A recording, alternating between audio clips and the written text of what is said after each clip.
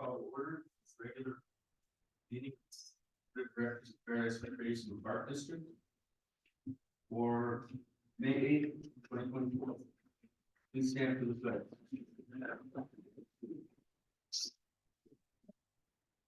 Allegiance to the flag of the United States of America and to the republic for which it stands, one nation, under God.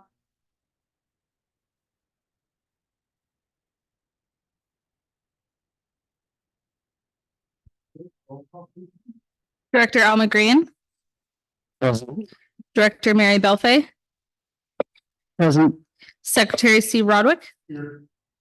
Vice Chairperson Jen Goodland. Here. And Chairperson Robert Anderson.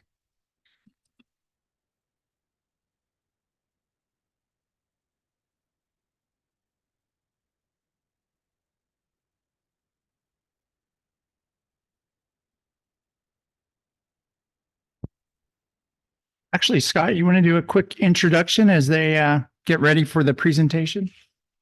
Sure. For context, the Elements Youth Advisory Council has been, well, a pleasure to work with, first of all, in bringing in some of our amazing contractors like Miss Kelly Munson. We've been able to really put together some neat things that you're all going to see tonight, and you're going to hear it straight from the voices of the participants that have been in this program that now has been over a year old. It's maturing, and I think I want to leave it to them to say, well, I will say that the grant has been extended, just to remind the board of that. And I think, Dan, I think that's about all I had prepped. All right. So with that, this is the Elements organization, or excuse me, our Elements program presenting to the board of directors. I'll go ahead and have this pulled up, and students, if you'd like to address the board, you walk up to the podium and do your thing.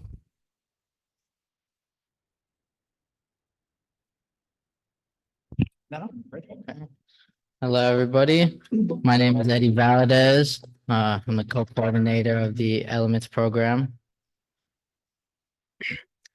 My name is Caleb Riley, and I'm a participant in one of the drivers, and I've been part of the program for about a year.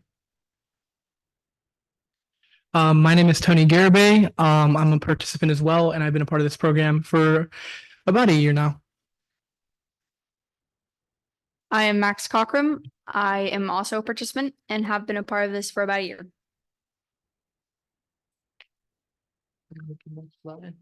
Oh, I'll get it.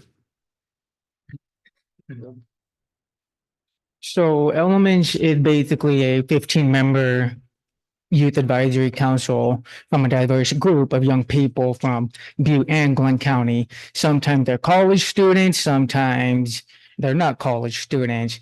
And we like to explore as many outdoor recreation activities possible within the Butte County. And we're also looking at outside of Butte County, but just like some small trips, maybe just ideas, because there's more stuff to do than just inside, Butte County.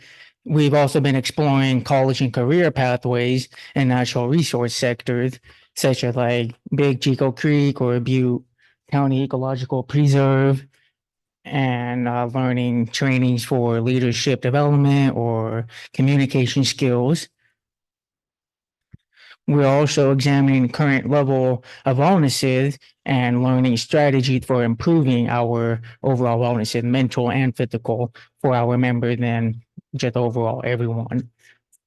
We like to build relationships with the new people so it doesn't feel like some, quick come in and get out. We like to build a bond, and we'll talk more on that a little bit later.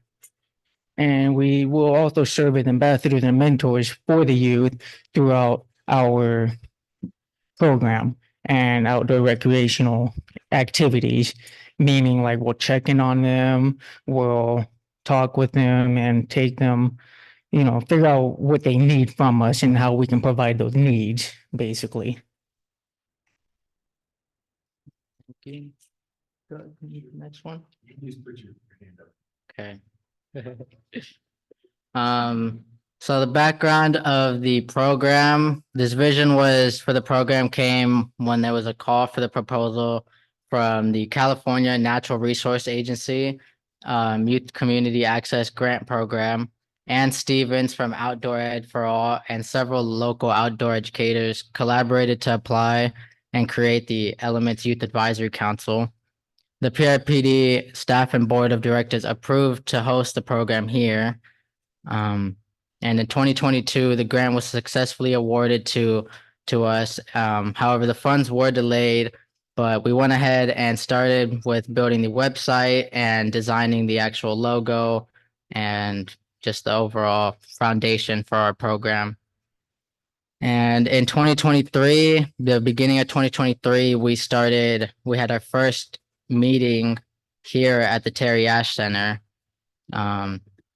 And from now, we've been extended to go on to 2026 to have a second cohort, hopefully. And that will get started, I believe, in this summer. All right, so the Elements is a program of outdoor education for all in the Paradise Recreation and Parks District. So the Elements program was also made possible through a generous grant that was provided by the California Natural Resources Agency Youth Community Access Program, which was funded by Proposition 64. Some benefits of the program. Well, we were able to connect with a lot of different types of people, whether it being from like different races or different ethnic groups. And we were able to connect with these people and create a bond with them. There was also a wide range of activities. Most notably, the water activities were our most popular. So going out to lakes and canoeing, paddleboarding, and all that kind of stuff was really popular with our members.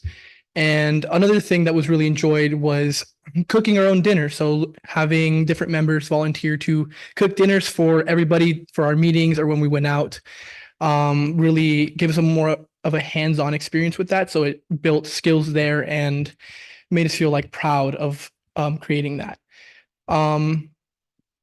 Members also gained a lot of appreciation for nature and going out.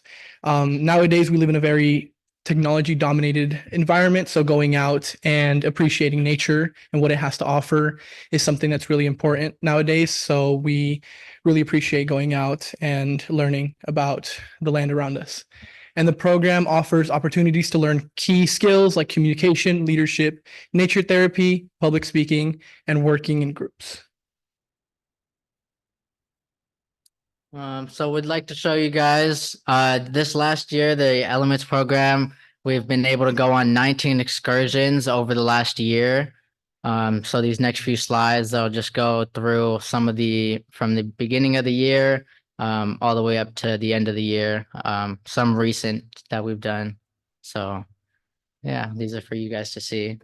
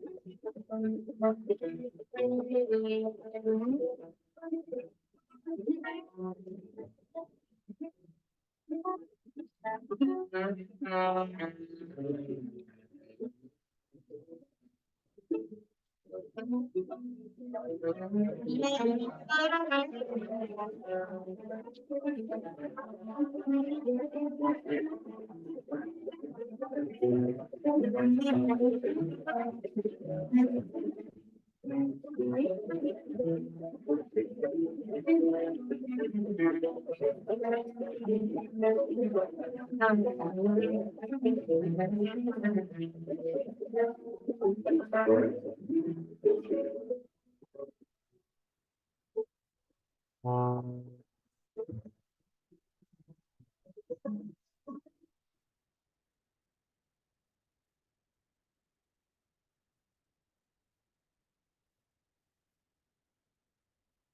then, so this is just a thank you to everybody that was, that's been a part of our program, been involved in our program over the last year. So this is just a little thank you to everybody.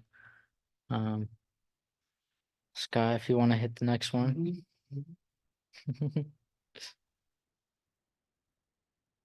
And this is just like a thank you for all of you for helping us supporting this program and giving us this opportunity. This has really been like a beautiful program that we've all been a part of. And we just would like to thank you all for that. Well, I'm sure my fellow board members think the same as I do, but we want to thank you all for what you're doing. It's a marvelous program, and your leaders are people that are going to follow in your footsteps. So keep going. I have a question. Well, maybe more than one, because that's what I do. Are you guys said your names and then did you say a title afterwards or a position you're in and or what A participant? few of us have a few titles. Like me, I'm the co-coordinator. Oh, sorry. Yeah, a few of us have titles. Like me, I am the co-coordinator. Caleb, the driver. Tony would be a member participant. Same Okay. with Max behind me. As well as Cassidy over there. May have seen her in some of the photos. Okay. So yeah, some of us do have some titles. What's the website? The website, it's on the Outdoor Education for All. There's a tab right at the top of it that says Elements Youth Advisory Council. So that's how you can access us. Okay, and then the second one, I'm sorry, I forgot your name, but you had mentioned you connected with people. How do you connect with people? I mean, there's a lot of different ways we connected. Everybody has their own different background and whatnot. We did a lot of team building exercises, and one of them that we did in Donner Summit was where it was a lot of people there that we didn't really know and whatnot. So we talked with them and we got to know people more on a deeper level. Oh, okay. And I feel like that really created stronger bonds. Like I created a stronger bond with Eddie, Max, and Caleb. So, and it made me much more comfortable with them, like working out with these things, because some trips do require a lot of teamwork. Most of them do. And having that reliability on anybody that I'm working with is really Right. important. So having those team building exercises was just I thought you meant lovely. connect with outside the Elements organization, outside of your group. I thought you meant that way. I misinterpreted that. Oh, And then those 19 things that you did, I want to go next time, okay? Because that looked really fun. yeah. Connecting Thank with, you, guys. yeah, connecting with people, that would be more Eddie's Yeah. main thing. Yeah. We do have we are connecting with Butte College, getting our members out there to get them to everything that Butte College offers, as well as pulling people from Butte College if they're interested. Having different talks just at different schools as well that we've been connecting with. Great. So just all around Butte County. It's like BCCS. I've done a few presentations there. And then we're trying to connect with some boys and girls clubs to hopefully get some kids from there to join this. So, Great. yeah. Well, thank you guys for your presentation. It was Of course. great. Thank you guys. Thank you. Just one quick question.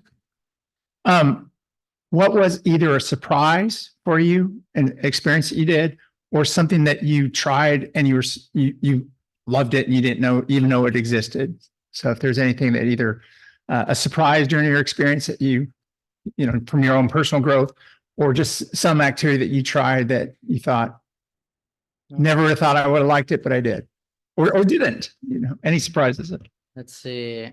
For me, I would say just one of the things that the program's helped me with that's surprised me is my public speaking. I've never been one to come up to in front of people and speak like this. So the program's helped me a lot with getting out there, putting my voice out there for other people, other youth behind me. So that I would say that's one of the Great. biggest surprises for me. Sir. Yes, sir. Before you said that, Eddie, I was gonna, after Dan, I was gonna make a comment about your public speaking, and like from your first presentation when you were awarded it to now is like night and day. Yeah. I was surprised that I really liked group camping with a bunch of people I didn't know originally. Sleeping in a building with a ton of strangers that you're about to go hike with the next day. A weird experience, but it was really cool. I'm horrible with the cold. So going snowshoeing was very hesitant for me. But I really did appreciate it, seeing all that, the beautiful nature out there and the snow and whatnot. It was just amazing to be out there. I did fall a lot of times. I think I had a snow beard too, but it was just a beautiful experience that I would love to share with other people because you never really know what you're gonna appreciate. One thing with for me with rock climbing or rappelling at the Donner Summit, I'm not a big fan of heights, but once I like went up higher, I could see the entire lake out there. I don't know the name of it, but it was really pretty. And once I looked back down, I went back down real quick. I don't think I'll do it again, but it was nice to see the lake from that high at least.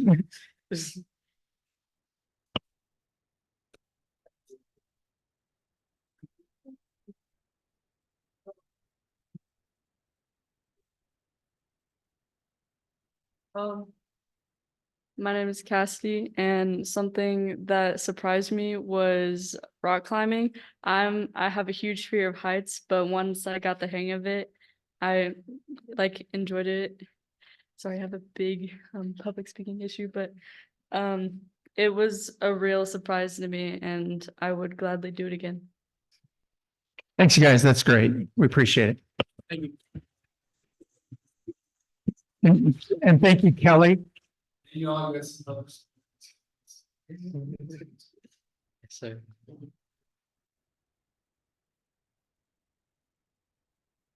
It's time to take other comments. Does anyone who wishes to address something that's not on the agenda?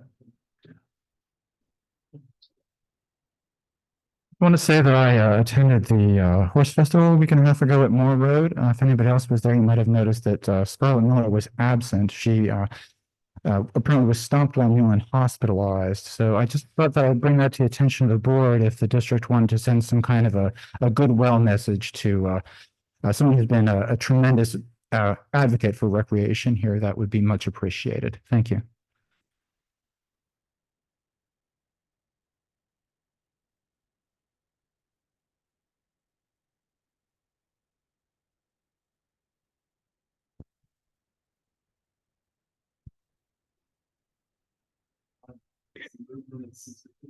Yep, I'd like to pull item 3.1, please, for corrections noted.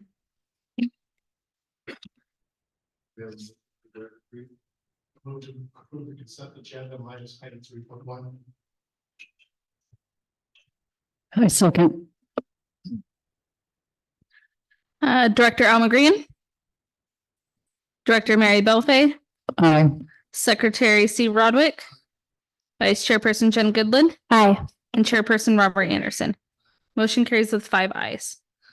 For item 3.1, I want to make a correction on the first sentence, or I guess the second line, second sentence as well. 5.1, I put Run Covered Bridge instead of Centerville Recreation and Historical Association, so that was changed.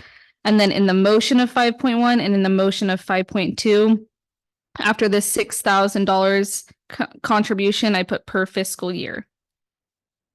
So it's just those 3 changes. Mr. Chair, I move that the so it's corrected by our clerk.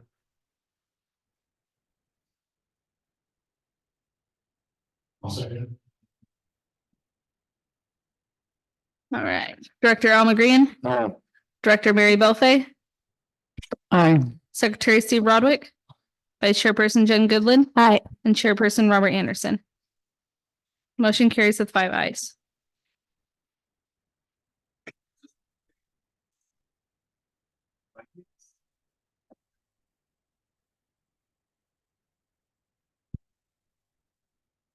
Okay, thank you, Mr. Chair.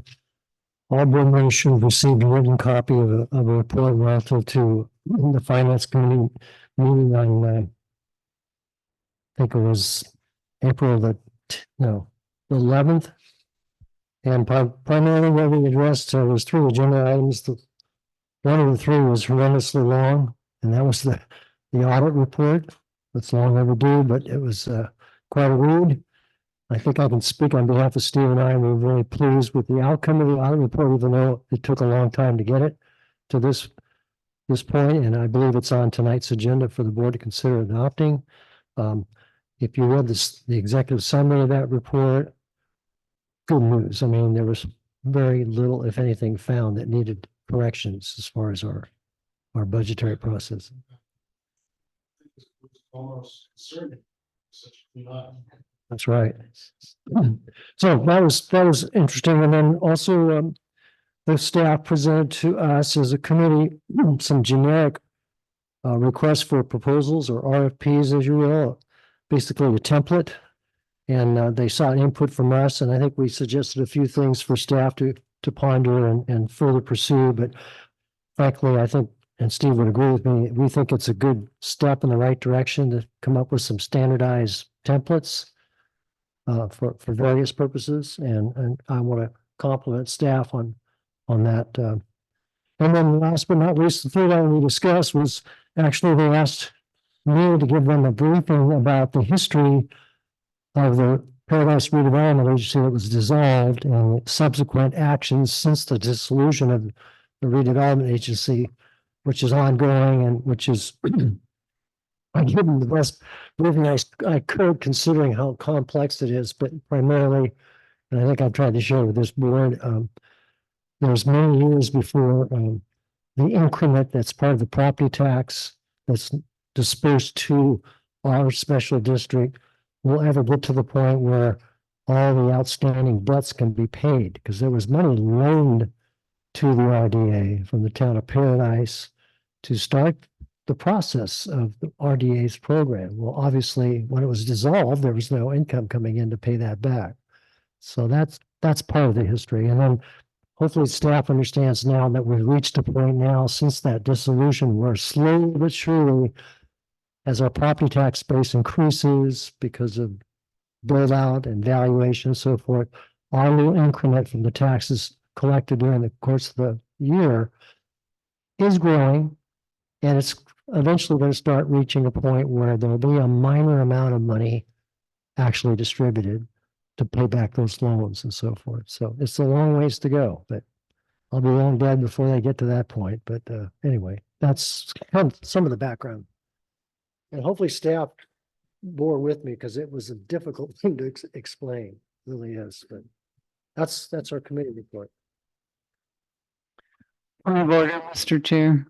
Did we move to accept the other 3.2, 3.3, 3.4 on the consent agenda? We did. We did? Yeah. You voted I on it. thought we just motioned to take off 3.1. No. You made a motion to approve the agenda minus 3.3. He made a motion minus that one. Okay, all right. Sorry. Sorry. That brings us to personnel committee meetings. Yes, we met twice. The first one, we did discuss the personnel rules 19 and 20, and Dan is working to really consolidate that down. There's it was very wordy and lots of duplication, so it's turning into more of a chart that will really make more sense for anyone to look at. And we also met in closed session for some employee and staff negotiations, and then the other meeting, similar, we met in closed session for some employee and staff wage negotiations. And we did ask that for tonight's closed session meeting that we would have some information regarding history and fiscal impact, which I see is included in the packet. And also went over district manager's evaluation. And we will be going over that in closed session.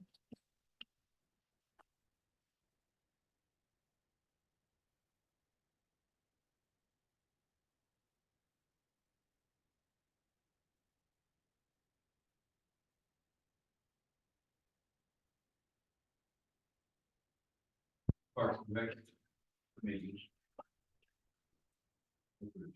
Yeah, thank you, Mr. Chair. So we have this bundled as three items, but they can be considered as separate actions. So we want to make sure that was clear to board members that, you know, typically if this is unusual for us to have a suite of these coming through at once. So we decided to bundle them, but they can certainly be considered separately. I'll go through a little bit of overview on it, and then we do have some video that our staff shot. And then Sunny can provide any details on items I might have missed or questions we might have on the due diligence. So these have all been in the works for quite a while now, over a year, where the landowners approached us about potential donations, and they have the three properties here. They all have had due diligence completed. And by that, I mean a preliminary title. Oh, Scott, let's hold off on that for just a second. Yeah. Due diligence on it has been completed, including phase one and preliminary title and so forth. And, you know, I think that we do have some video that we shot there, a really good set of, I think, property profiles are attached. So it gives a little bit of details on the properties themselves, including a much improved set of maps for each one that gives kind of a location within the district and also the property. The first video here that Scott has is the first. It's queued up properly here. Starts on page 16. So there's details in that. If you want to glance at that as Scott plays the video.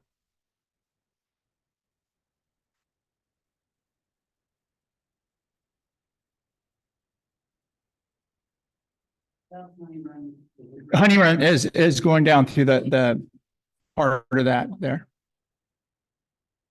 This is on the adjoining property, but it gives you a sense as to just down below is the eastern property line. We did, yeah. Scott flew it for us, and we're getting better and better all the time at it. Not. But it was kind of interesting. Some of the shots looking at it from above, it looks like a rainforest road, you know, just how green it is. But the property expands, if you look at the map, does extend past Honey Run Road. And then this little nub that comes out right there is kind of the edge of the property there. So that gives you a sense as to what the landscape's like. That property snaps here. That property line is the end of town limits as well. Yeah. Not here. Right. That's right. And that's steep. Yes, it is. It is steep. There is page 18 has the resolution associated with this. Scott will queue up the next one, which is you know, that's the NAF property. That's off Clark Road. The map, if you want to follow along on it, is page 21. What's a good landmark here is obviously Clark Road. And so this is kind of, oh, good. Yeah, Scott gave a little bit of an outline of the property. So that's very approximate. In the future, as we get better with our drone flying, we'll be able to plot an exact path of that. But we wanted to just, again, give a sense as to the property and some of the features. As a creek down in the middle of it, Clear Creek. We tried, and I don't know how good it's on there. Okay. There are water. You had mentioned something about Yeah. waterfall. There are waterfalls on there. Yes. And that property as well, the south end of it is the town limit. Town limit. And then beyond that is, it looks like County of Butte property. There's 181 acres. Oh, there we go. So it doesn't really do it justice, but it does give you a nice overview shot. And we were able to peek at that with the drone. Access is really difficult right now because of the construction. So even though there's historically parking up on the top there, it's just not easy to get access to the property because of the construction on Clark. If you keep going almost due east, my house is on the other ridge right across from there. Not very far away. Well, if we acquire this property, will this necessitate a rezone? Oh, I'd like to comment, that's probably going to be potentially something we're going to have to do. These properties, that's probably something this district's probably going to have to entertain with the town of Paradise, not only for these properties, but other properties that we've acquired. It's my understanding that, I don't know if we brought it up in the liaison committee discussions, but we should probably, but, I believe Dan's been trying to coordinate with the town planning director on maybe, putting a lot of these all in one action rather than just individual rezones, one property at a time, that type of thing. And I don't know where that discussion's gone, but, yes, the answer is yes, Steve. But if I may, I'd like to point out, in the future, not just this time, but when we have these types of properties that come forward, I want to compliment staff on the background information in the memos, but when you make reference in the memo to what the current zoning is of the subject property, please include the general plan designation as well, which is not on these memos consistently, and a courtesy copy of the text of the rezone district would be very helpful to us. So we understand that we're inheriting, if we accept it, what is permissible by that present zoning as opposed to whether or not we change it at a later date. That would be helpful. That's just a suggestion. Okay. But, Yeah, actually, I think that's a great suggestion. Even people that look at these, I'm sure Al has the old acronyms memorized, but I think there's a lot of these. You got to go back and look and see what the requirements are, and that'd be a good addition when we do these in the future to have not just what the designation is by code, but what does that mean a little bit. So have that definition maybe either attached or bundled with this. Director McGreehan's correct. We've talked to planning about this, and they advise us a good way of doing this is to bundle them. So kind of have them considered, together. And there's some other changes that we're looking at too. So for example, we had the new property lot line adjustment. And that went through with board action and the town, but that probably needs to be looked at from a rezoning standpoint. And that would be kind of bundled together, would simplify things for them to consider it and also for us. Open space is always an option for a landowner. So, if it's an undeveloped property, whether it's zone, commercial, residential, whatever, but that's an acceptable use. We look at kind of, anything that would change if there's, especially there's facilities improvements, so that type of thing. We definitely want to be in alignment with the town, but just as property, it's not required for us at this moment, but something good for us to consider long-term.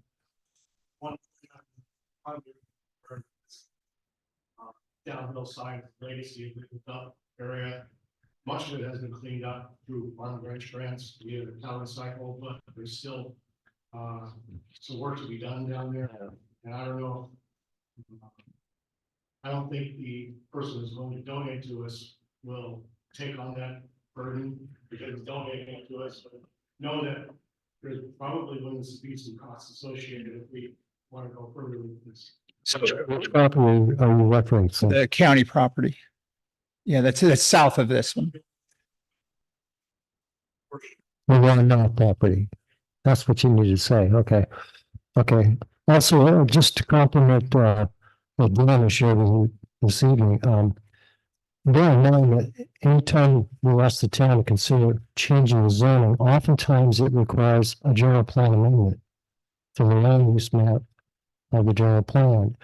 And by state law, municipalities such like the town, they're limited to how many times they can amend their general plan in a calendar year.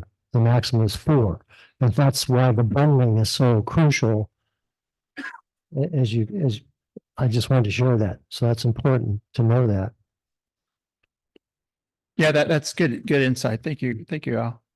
Another thing I'll point out too is, we tried to give you a little bit of a cheat sheet on here on the report, because it gets confusing because we have the property owner name. Sometimes that's referred to in documents. Sometimes it's the address. Sometimes there's not an address. So you'll see it as 0 Clark Road, for example. And that's because there's not a home, there's not a mailbox, there's not an address there, but it's just kind of undesignated. And then APNs are something that's we try and use because it has it's unique, it's tied in with the property. It's immaterial who owns it. That APN is the same until the county does any changes to it. But it's sometimes can be challenging. We don't memorize the APNs, and so it's easier to refer to the property off of Clark or some of these other things. So I just want to point out there is a pretty good cheat sheet on the report. The resolution for this property is on page 22. The next one, the Reed property. And I'm kind of going a little bit left to right on here if you're looking at the map with it going north, with the top being north.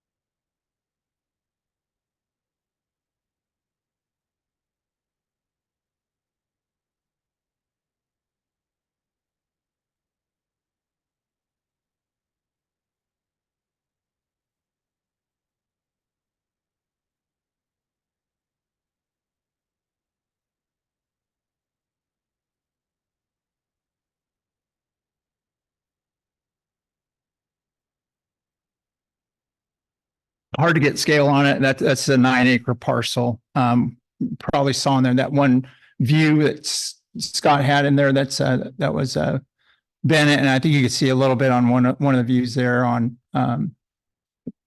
Edgewood on the one side over there. But let's see. Yeah, so Edgewood be to the left off the screen, right, Scott? Yeah, so it gives you a little basis on that. Pond is off the property.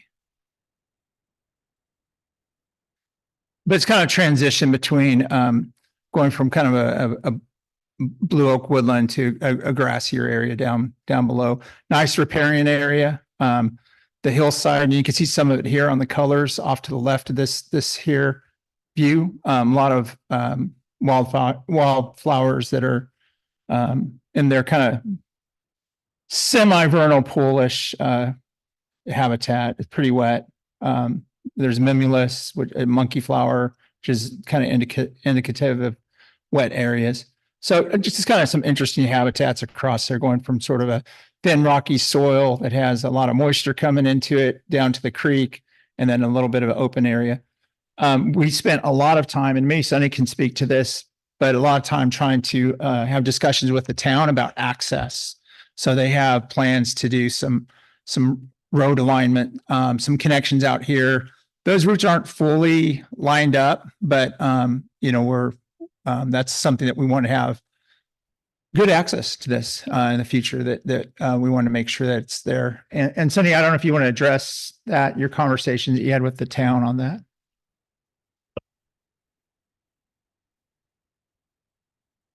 So where it's frozen right now, you have a straight shot to Bennett Road towards Mary's house. Yeah. Yeah, conversations were had with the town about their connectivity plans for the future. It does go right down Bennett Road all the way to Edgewood. That's their plans.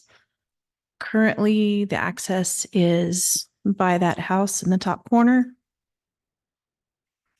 And the Reeds had two properties. They had this property and then they had the property next door to it, which they're not donating. But that's where their house was. So that's where the access is currently, is down that private lane. Well, I don't know if it's private, but There's legal access from it, but that was a concern for us that it may be limited. It may be, okay with the current adjoining neighbors, but in the future that, park access may not be as acceptable. So that's why we really wanted to at least chase down some of the information from the town. There were different routes when we first discussed this with the town, that they had looked at different alignments.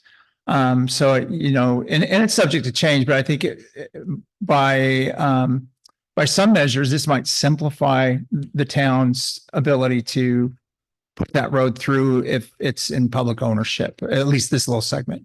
it's So- a nice piece. It has a creek going through it. I mean, some of us did the tour on it. And it's very close to Edgewood on the other side. It's only a couple parcels away. So connectivity wise, for future park, being that this area doesn't have any parks in it right now. And this resolution, by the way, is on, by the way, Sonny, all properties have phase one environmental assessments, correct? Correct. Yeah, so that would be addressing the any sort of dumping evidence of issues on the property. So they appear to be clean from those phase one field reports. So Steve said,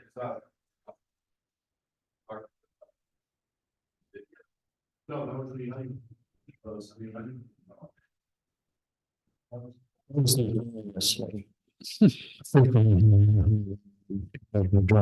Just This property's the only one. I went and saw this one and the one on Clark. I didn't go to the one on Hunting Run. I don't think we should get that one. I know saying don't accept donated land sounds crazy, but there's gonna be houses on that road up there at some point, and we're gonna have to give them that 100-foot clearance. And it is extremely steep there. That's gonna be a huge workload. Plus, we're probably gonna have to keep, Honey Run Road have a certain amount of clearance down there too. The Park Road property, he has to do a 20-foot clearance. There's about 2.5 to 3 acres up on the top that are slow, and then it dives it up into the canyon. So maybe 2 or 3 acres right on Clark Road, although it looks like it has a 50-foot easement because it's a state highway. So the property starts 50 feet from the center of the Clark Road. And he has done a clearance around that whole top area of 20 feet. But it looks like it could be done with a riding lawnmower. So I don't we'll vote on that one, but I don't see the potential for any recreation or park there. Being right on Clark Road. This one is mostly slow. It's not steep. And seasonal creek. But yeah, if they bring that road through, which that one picture where it shows they can go right through our property and we can help to facilitate getting a road from out to Kent's. It would be right on that southern border of the property. Is that? So right on the southern border of the Bennett Road property would go right there. Yeah. And then park access, Jane Park there, would be from that road and we wouldn't be bothering people on. Beverly Glen. Yeah. is it Beverly Glen? Yeah. Beverly Glen, yeah. They seem to want their conclusion up there. We are not gonna. Yeah, and I think that's, frankly, that was one of the things that slowed us down on working with that. We wanted to take a look at it with the town and make sure that that was an option. You know, it's subject to future changes as the community changes, but I think the idea is that we'd want to avoid be a good neighbor, you know, and if it's access up of a future road, that's very different. And it's flatter in that area. So it probably lends itself better to having public access or parking down there that could access the site. Yeah. Actually, right at the southern part of the property, it dives down and you see that metal building down there. It's actually quite far away from the property. But that's where they want to put the roads, right on that. Without having to go into that little gully. And I don't think we have a lot of maintenance because the houses are more than 100 feet away from the property. So I don't think we have to do. I mean, in the future, if you put a bark there, half the trees are dead. I don't know if you can tell it. There are a lot of live trees. They've been damaged. They're not real pretty, but they will be someday. And we're talking about the future of business property. That's my opinion on the three properties. I just have a couple of questions on the first property on the Honey Run, well, Skyway to Honey Run. That's 41 acres. So you say that it aligns with wildfire buffer efforts. So does that mean that 41 acres would have to be kept cleared? No, it would have to be maintained as sort of a wildland area. But just kind of those hazards, you know, all the reasons why we have the grazing that's going on when we go up Skyway, and there's grazing that goes on out there. So trying to reduce that a little bit. There are some, and we'd want to, on all of our properties, develop a fire management plan. And some of that on those, just looking at features would be, you know, of course, along the roads, top of slope are important. And I think importantly for that, there's certain events that, you know, if there's a fire coming up canyon, that's probably a critical piece to sort of have some sort of access for either firefighting or for a fuels management standpoint. Because, you know, there are, who knows what happens with the lots down below as far as like their prospects on returning and so forth. The county does have, Sonny looked this up the other day, that the county requirements are a little bit different than the towns on that as far as and you folks are probably familiar with that, but it's a little bit different on that. There is a little bit easier access from certain places on that. Some of that's really steeply sloped, obviously.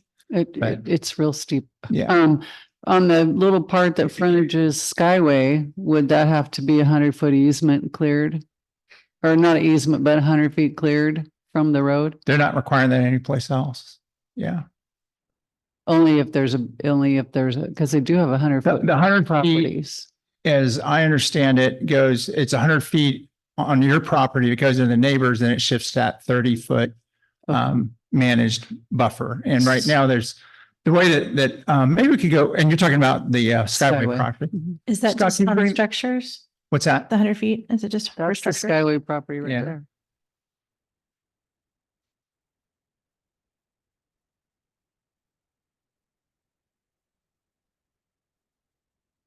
Yeah, maybe the down canyon view to look at okay, yeah, that one. And so that Yeah, would you just be if 100 feet from that structure. So that includes that person's land as well. Right. It's a little tough to see on there. I'm trying to see if our image might be a little better. Well, I know the area. Yeah. And I know those three parcels right at the beginning there where the red line goes down Skyway, and then there's 3, 4, 5, a couple parcels till Russell. I know the three owners of those first three parcels. So. And Okay. those parcels have kind of their own extension into the canyon a little bit. So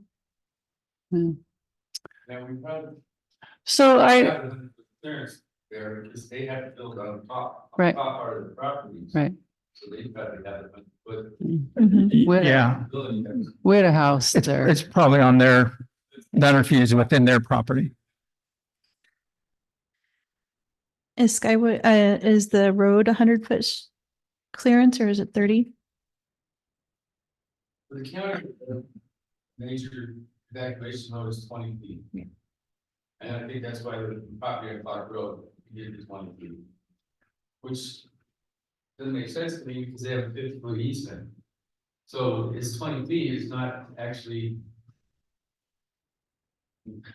There's, it's hard to speculate on some things. I think what may happen, one thing that's interesting on this property too is there's more impact if this was slope above the road. Well, probably 20 feet is not enough because the site potential of a tree is, likely to fall that way. This is lower property. And so I think, look at it from a hazard standpoint on there, it's going to take quite a bit because, that tree that's down on that steep slope, how's it going to impact the roadway and so forth. There are, we've seen some work with the county on some of the roads, trying to widen that out a little bit. And we certainly have an interest in maintaining it, especially that top of slope is kind of a critical spot. So we'd have an interest in sort of maintaining that as it's sort of it's kind of current condition, which is not bad from a hazard and vegetation standpoint on that top. I think one of the things that is, these are donated properties. If at any point we chose to dispose of them, we can do so, or transfer them to another agency. Yeah. You accept them and then turn them over. Yes. Yeah.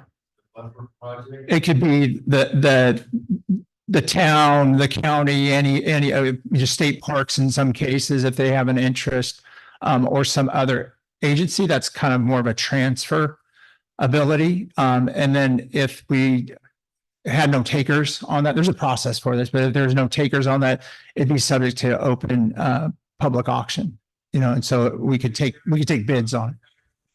No. Yeah. And I do think that, there's going to be some interesting approaches over the next few years on how to handle areas like this. And so we may, whatever future entity wants to protect the town, well, this is probably one of those pieces that you better do something on it. Yeah.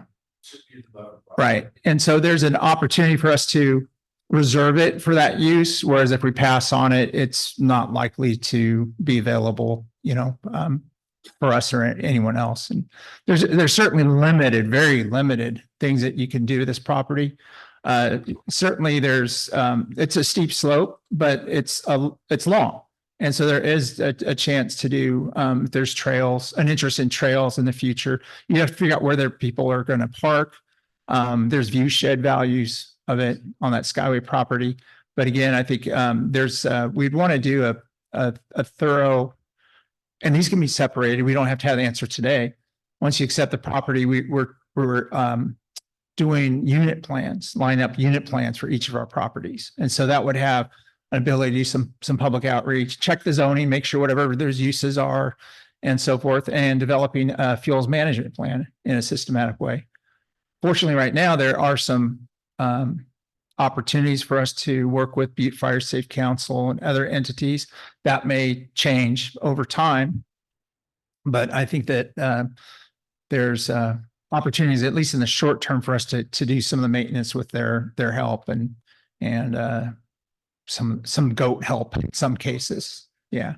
I was just looking at the property and it calls up what they did on Humboldt Road just recently.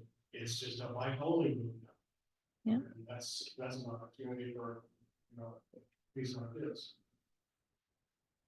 When property owners, we've had seem to have had quite a few of properties donated. When they want to donate it, do they come to you with any sort of vision of what they think PRPD could use it for? Yeah, they do. In fact, that's part of our intake process, and we call it intake, but it's just sort of like one of the things we if someone expresses an interest in it, either sometimes it's just a conversation, or sometimes people call out of the blue, or in most of these cases, it was hearing about that concept of the buffer project, and the people independently said, this kind of fits that model, and then reach out to us.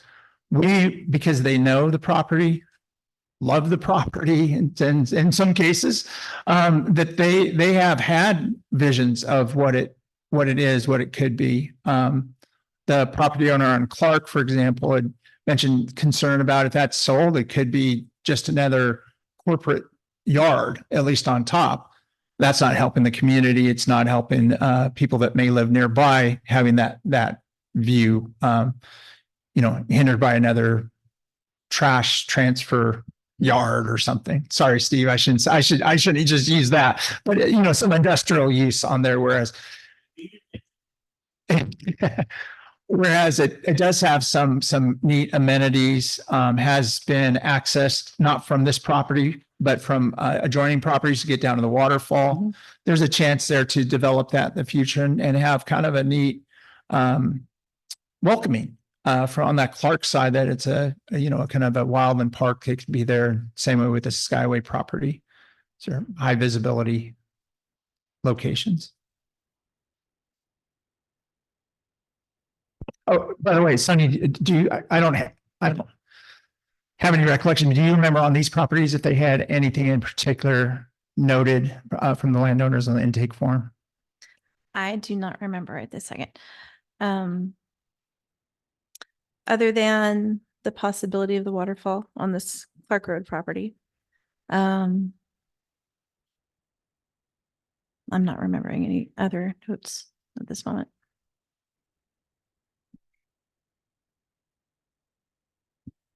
Mr. Chair, given the discussion we've had thus far, I strongly encourage the board to take these one at a time and not bundle them all together as a singular action.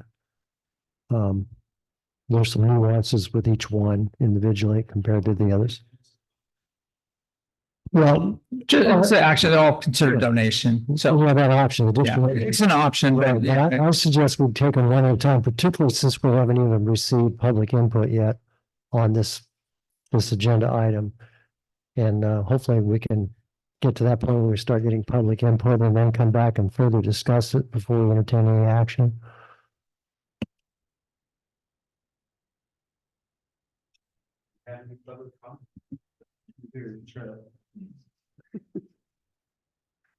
So I was disappointed that the committee meeting to go visit these in person was canceled. I would have liked to. So I did check out the property on your screen yesterday, and there is a 40% dozer line coming off of the southeast corner. That is by far the least steep access, a 40% dozer line. And despite the possible interest in putting trails here, there are hundreds of acres that the district already owns that would be more suitable for trails. So if you're interested in the view shed, well, Honey Run Road is right there. You could always go that way to go have the view down the canyon. We did, during the transportation master plan, suggest what might happen with Honey Run Road. And although my suggestion was that downhill bikers are threatened by uphill cars, while uphill bikers are not threatened by downhill cars, you could have one-way vehicle traffic and two-way bicycle traffic. That did not meet the town's satisfaction, we'll put it that way. So they decided to leave it as potentially vehicle traffic both directions. This is, as I said, at least 40% coming down, at least 50% on both sides of Honey Run. It really doesn't have any recreational benefit. So I consider this to be a white elephant that would just be a maintenance burden to the district. The Bennett/Beverly Glen property, which I came in from the Beverly Glen side, and I agree that those people don't want anyone using their pretty little private road with their big expensive houses behind the xenophobic gates. It would be nice if there was access from the Bennett side. I didn't go that way because it wasn't clear if there was legal deeded access across the adjacent parcel with the same owner that used to have a house on it. If that was a legal access, that parcel is by far more valuable as a recreational amenity than the other two which are here. And I would have liked to see that in the packet if there was like a, in the title prelims, if there was a deeded easement across from the Bennett side, that would have been a good thing for the public to know. If the only access was from Beverly Glen, you have the same sort of problems, except worse. You have at Moore Road where you have Forest Service is private, Warren Road is private, Moore Road, and they're all private roads leading in there. And if that were to become a public park, then that just creates an additional maintenance burden on those small residential roads.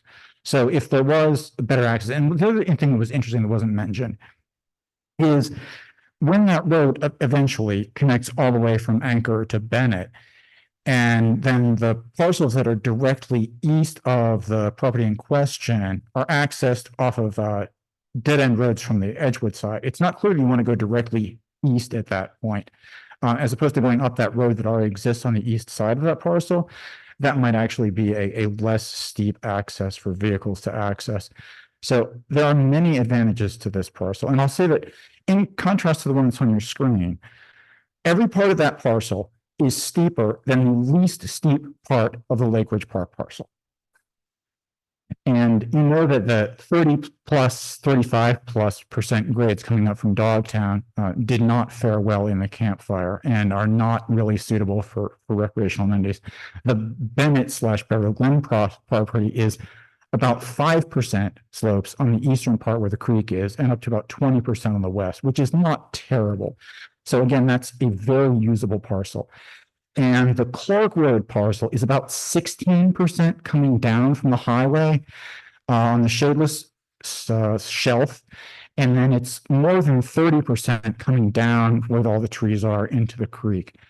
And it's not ideal. There are some recreational values if you can get into that creek. You know, it's sort of like coming into Little Butte between the lakes. So it's not, I can see ways in which that property would have significant recreational value that you could engineer. Like you could have parking on the flat or not flat, but 16% shelf coming off of the highway. And then once you get down over that lip, you might not have all of the noise from the 60-mile-an-hour traffic going back and forth.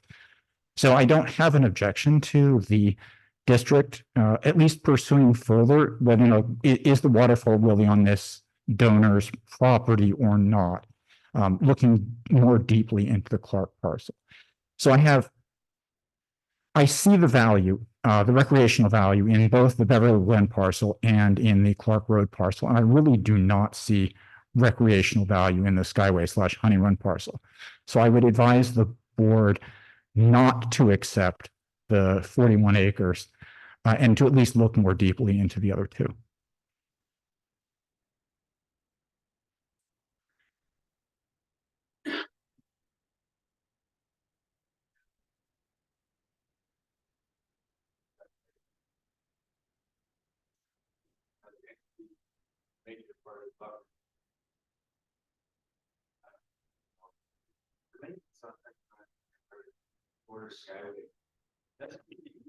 Mr. Chair, ask if there's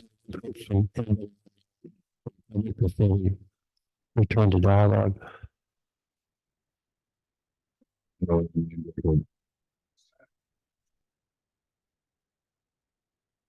Back to what you were saying. I'm sorry, I didn't mean to interrupt you, but we just wanted to finish the public input. Well, I'd like to point out a few things about the Skyway property. I agree with the input we received from the public. I also know I'm quite familiar with the zoning of that property, which is resource conservation. That is a zone that primarily doesn't allow recreational use or development of any kind. It's basically open space for the most part. I see some validity to this property if we don't change the zoning, but actually become the recipients of it, because it's a key location relative to the buffer project. And if for some reason over the ensuing years, 3 to 5 years, if for some reason that's not going to become reality, then we need to no longer be the owners and offer it first right of refusal to other public entities and so forth in the process. That, to me, is worthwhile. The buffer study that's well underway right now, I wouldn't be surprised, I can't guarantee this, that if this property is identified as crucial to that project, and that hopefully we're going to know that within another calendar year, I suppose. So that's my spiel on this. I think we should accept that donation, quite frankly, with that in mind. I also agree with the other comments we've received from the public and other fellow board members and staff. The other two properties have validity Although it still remains to be seen when we think about the not the Clark Road property, but the other one, the Bennett. yeah, the Bennett property. It really remains to be seen where the town's going on their road extension projects. It's part of the rebuild projects as we all well know, but the timing of that thing is really crucial. I have not seen in the liaison committee discussions we've had thus far whether or not the town, they're pretty damn busy, the staff, whether they've even entered into conversations with identified properties on these proposed alignment extensions to talk about either donations or acquiring the necessary road right of ways, that type of thing. That remains to be seen, and that's really important. But if we become the owners of this one piece in that locale, we may be helpful for the town's efforts in that regard. So I see, and there is potential recreation in there too, but the access is the key more than anything else. And it's similar to Clark Road too. So that's my spin, but I'd like to take them one at a time. I don't know how the rest of you feel about the Skyway property, but if you have further comments to offer, I was just going to add one thing. I think taking them one at a time, I think is the best way to go on this. It makes it for kind of cleaner on each one of those. That's all I was going to offer on that. Should we require it that we don't extend our own in-house resources on maintaining it, if we can CCC or grant money, whatever, or her goes to address that and not tap our in-house resources. That's a good question, Steve. We should pose this question to Mr. Essef. Have you had discussions relative to this property with the Fire Safe Council folks and their plans? Just in general, I know that we had provided them a list of these properties. This is an area, this part of town, the southern part of town. They have a lot of interest in managing in a systematic way. So having they have a lot of fuels related projects in here. We have talked to them, just generally, as far as ability for them to utilize resources. And it does seem like in the short term, that is a very strong possibility. I think they have a lot of, and we've seen that along the Skyway, right? A lot of efforts there on the grazing, the browsing there with the goats. So that would be an important component for us, I think, in the short term to manage some of the vegetation loads in a pretty cost effective way, especially with subsidized. So I think there's a lot of that would be our obviously our preference to work with them on any maintenance out there. I think they have an interest in kind of high profile areas too, sort of having, visibility on these efforts so people can see what the goats can do, for example, what it looks like before and after. So we definitely work with them on it. Mr. Chair, I'd like to point out too, given our discussion on this first property, the shot property, if you look at the resolution very carefully, I would not be willing to approve this resolution where it has a statement in there talking about this property adds land assets for residents of the district and expands access to outdoor recreation. I can't support that, quite frankly. I would, if we are going to maintain this resolution, I would suggest a minor amendment to the language in there to reflect that it expands limited potential access to open space, which is visual more than anything else. It's not going to be recreation. Also, the title of the resolution talks about accepting the donation of 0 Honey Run Road. That's not good English. We're not accepting a road, we're accepting some property. So I'd like to politely suggest that the title be amended to put the word parcel after the word road. Just trying to be. I wonder, just along those lines on each of these, maybe what we need to do is just simply add the APN on there. I like it simpler. Yeah, and I think, for us, like I said, I think just listening to us tonight, right? We refer to it depending on its road, depending on its ownership, depending on a nearby road. And so it's, there's kind of a vernacular, we have to talk about these. I've not heard a single person talk about APN 051230059, and yet that's the most tied in. Right. Yeah. Right. So I think that would be my suggestion. Maybe we keep that quote unquote roadway address, but add APN to the title, the resolution title. In the title, okay. Yeah. I think it would be easier to trace if you needed to trace it. Yeah, absolutely. And Director McGreen, what was the first part you wanted to amend? The third whereas, where it says whereas this property adds land assets for residents of the district and expands access to outdoor recreation. I can't support that, given my knowledge of this property and its current zoning. I just can't. I'd rather we have some language in there that says something to the effect that this property adds land assets for residents of the district and expands potential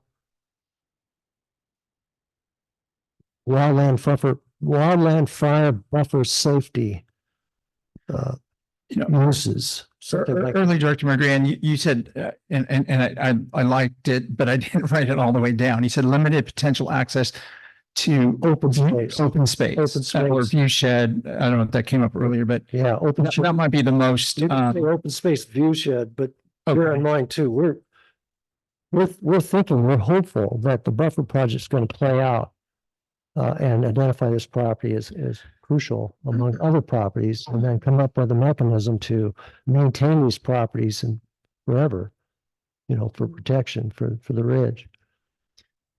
In addition, could you explain to me what number 2, be it hereby resolved, and number 2, explain that the title holder will have sufficient funds to operate and maintain the resources? That's us. The title holder is PRPD. Yeah. Yeah. Okay. So what typically that is provision. I mean, it doesn't always appear in our resolutions. That sometimes comes in when we have state or federal grants associated with it, and it's not a bad practice for us to have that. That's certainly something that isn't on all of our resolutions related to property. I guess what was confused me was the word title holder, because did that mean Shots Trust or did that mean PRPD? Well, the resolution is for transfer, so PRPD would be the title holder at that point. Okay. You could just further modify, you could say certifies that the recipient title holder. That'd be us. Okay. Or we could just strike that. Or PRPD. I want you to know we took this straight from the Jordan Hill donation Yeah. property. So Yeah. That's why it's in there, is because we've already accepted a resolution that looks like this. But time is not of the essence here. It is. Correct, it is. Yeah, and I'll tell you why. Some of the landowners are offering it for donation. If we're not ready to do it in a quick fashion, they will move on. So they're eager to provide it for us, but they personally have at least one of the landowners have expressed they want closure. I don't think it's just that. We've actually done a pretty good job on doing some improvements there, but yeah, I think they just want to move on, and so if they can't, they're going to find another way of doing it. That's probably a valid point. Thanks for sharing that, Dan, because I'm not surprised that if the landowner of this particular piece is in that mindset, because he has a history, and I don't think he's even in the area anymore. So.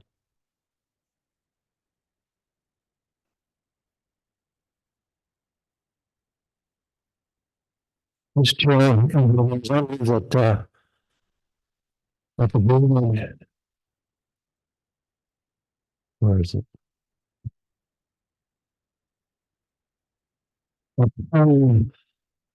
Resolution 24-05-1-534 as per the amendment discussion.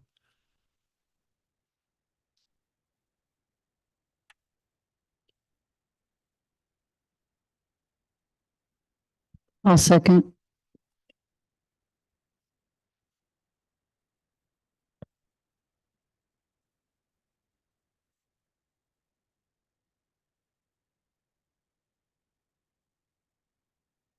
Director Alma Green, Director Mary Belfay, Aye. Secretary Steve Rodwick, Vice Chairperson Jen Goodlin.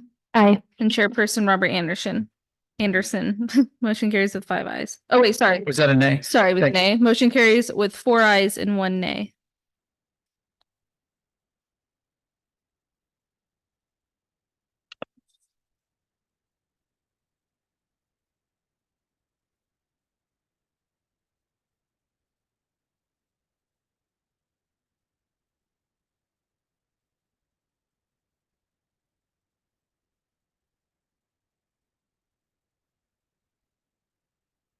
Well, if you wouldn't take an action to accept this, I suggest the resolution text be further amended pursuant to the similar discussion we did on the other resolution.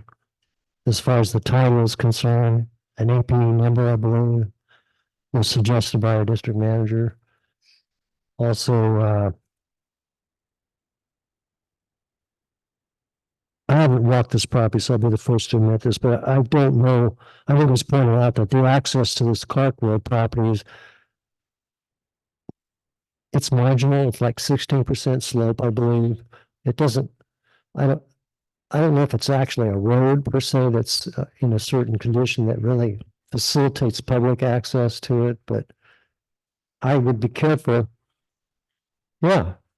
Yeah, so I can address that. Okay. So prior to the current construction out there, there was a gravel parking area that was there that was utilized. And it sits on the property. It's now, I believe it's part of the staging area that they're utilizing. I don't know what their final footprint's going to be, but I suspect there's enough flat area there, especially if it's used, as part of that staging area, that it may lend itself well to it. I think another potential is the area that they really have the staging areas on the Butte County property, downstream of the property. Depending on what their conversations are, what our plans are, that potential has at least the potential of serving as a parking area that could access our property, and then maybe there's some sort of partnership with it. I don't want to speculate on that too much. There is a flatter area up adjoining Clark Road. So moving to the south, around Clark Road is county-owned property. County-owned property. That's Yeah. good to know. So Yeah. that's a potential win-win for us if we become an abutting property in conjunction with the county relative to potential future use for public recreation and access. I was just going to point out, it's difficult to see on here because it doesn't show everything, but if you look at the, and this is page 21 I'm looking at. So if you turn that, on the south of the property, this parcel to the immediate south, is a county-owned property. I have no confidence. We mentioned grading by the construction company. There has, and without, if you see this area here, it's kind of opposite the road, but you see where Clark is over here, and there's a little stub of a road here just underneath the adjoining property to the west. That was a very ample parking area that was probably within the easement of the roadway, but you could step off from there onto this property. It was a real easy access to it at that point. Now with the construction, I don't know what the final footprint's going to be, but when I visited this with the landowner some months ago, it was you could park 20 cars out in that graveled area out there. Is this the construction crew that's under contract to Caltrans doing for state?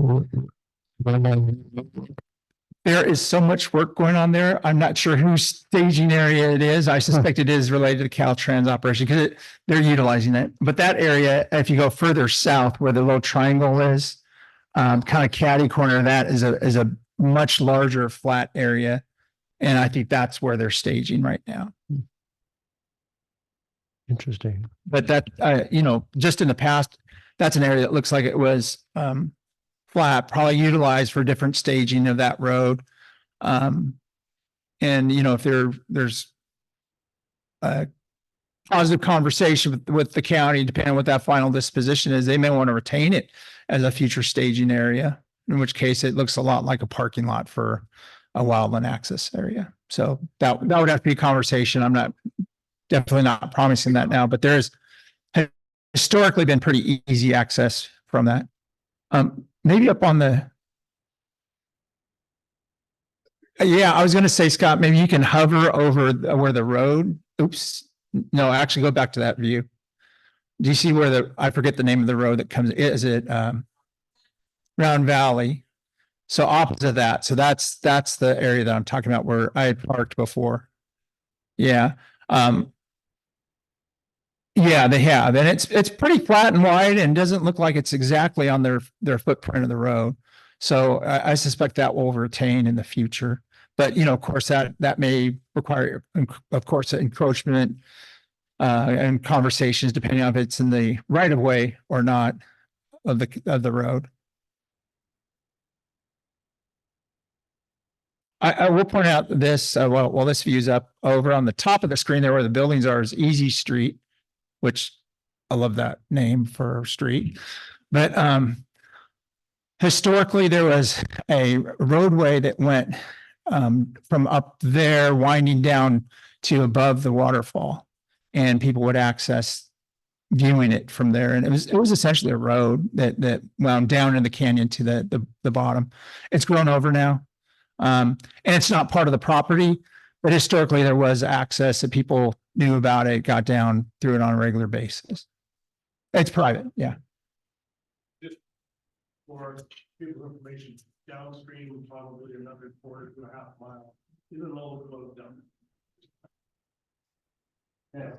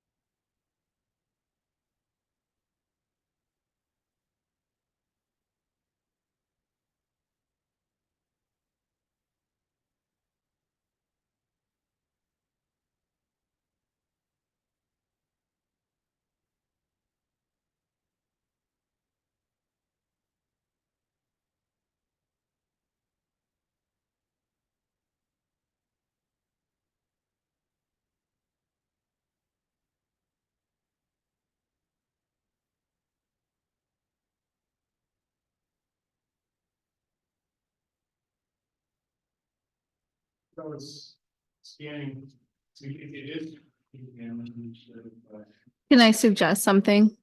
Yeah, and I would put accepting the donation of property strike at 0 Clark Road and replace it with the APN.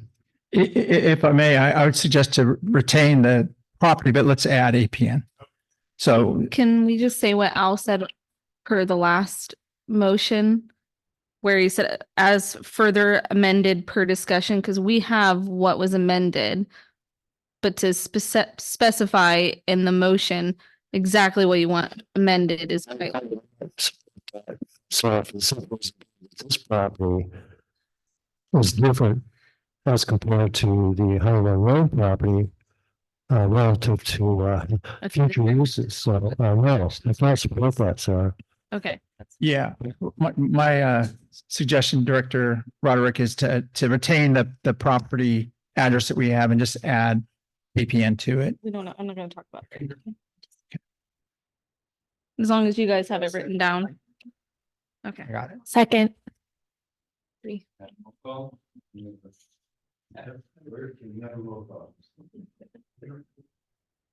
Director Alma Green. Director Mary Belfay. Secretary C. Rodwick. Vice Chairperson Jen Goodland. Aye. and Chairperson Robert Anderson. Aye. Motion carries with 5 ayes.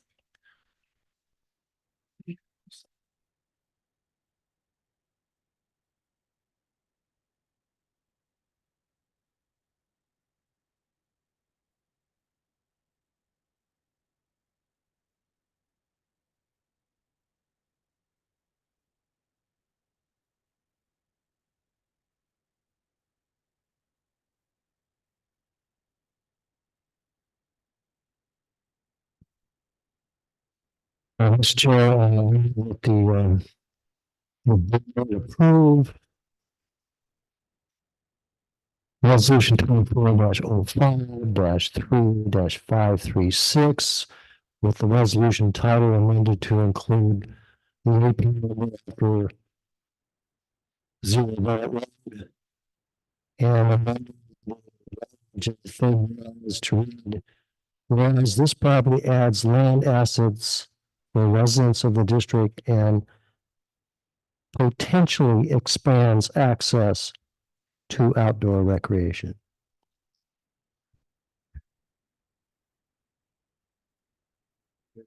I second. Director Alma Green, Director Mary Belfay, Aye. Secretary Steve Broadwick, Aye. Vice Chairperson Jen Goodlin. Aye. And Chairperson Robert Anderson. Aye.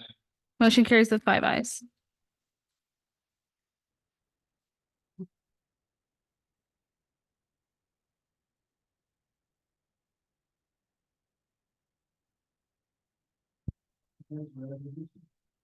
Mr. Chair, would you like to take a short recess?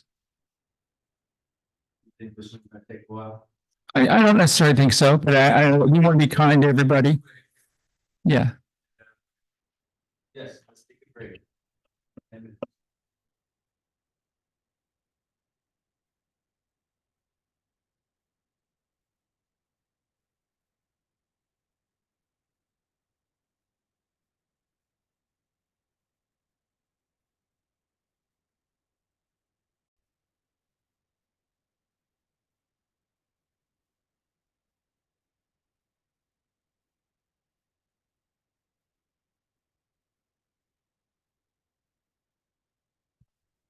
Thank you, Mr. Chair. So I have some material attached. One, and it starts on page 28, by the way. There's a report that kind of talks about some of the tasks and efforts associated with it. Lays out the sub-consultants that are named in the grant and the recommendation, which identifies the resolution. There is a rather long and, we probably shouldn't have included it because it's still a draft, but we want to give you a sense of kind of like the contracting on this. Our lawyer has looked at it, had some preliminary comments for them. It's still, you can see it's still a draft and kind of in progress, but it wanted to have that available for you. So this is an extension. It's OPR, which is Office of Planning and Research, Governor's Office of Planning and Research. And it's a regional resilience grant program that we were successful applicants for. So the 600 and something dollar grant, 37, I think, K, is really an extension of the BRIC project. So we have our our consultants that are working on it with us, but they went on this next. Yeah, thank you, Scott. It's $638,714. Working with us to develop some next phases and some matching funds that goes in with our BRIC funding. It also goes kind of next level on some more details on some of the efforts.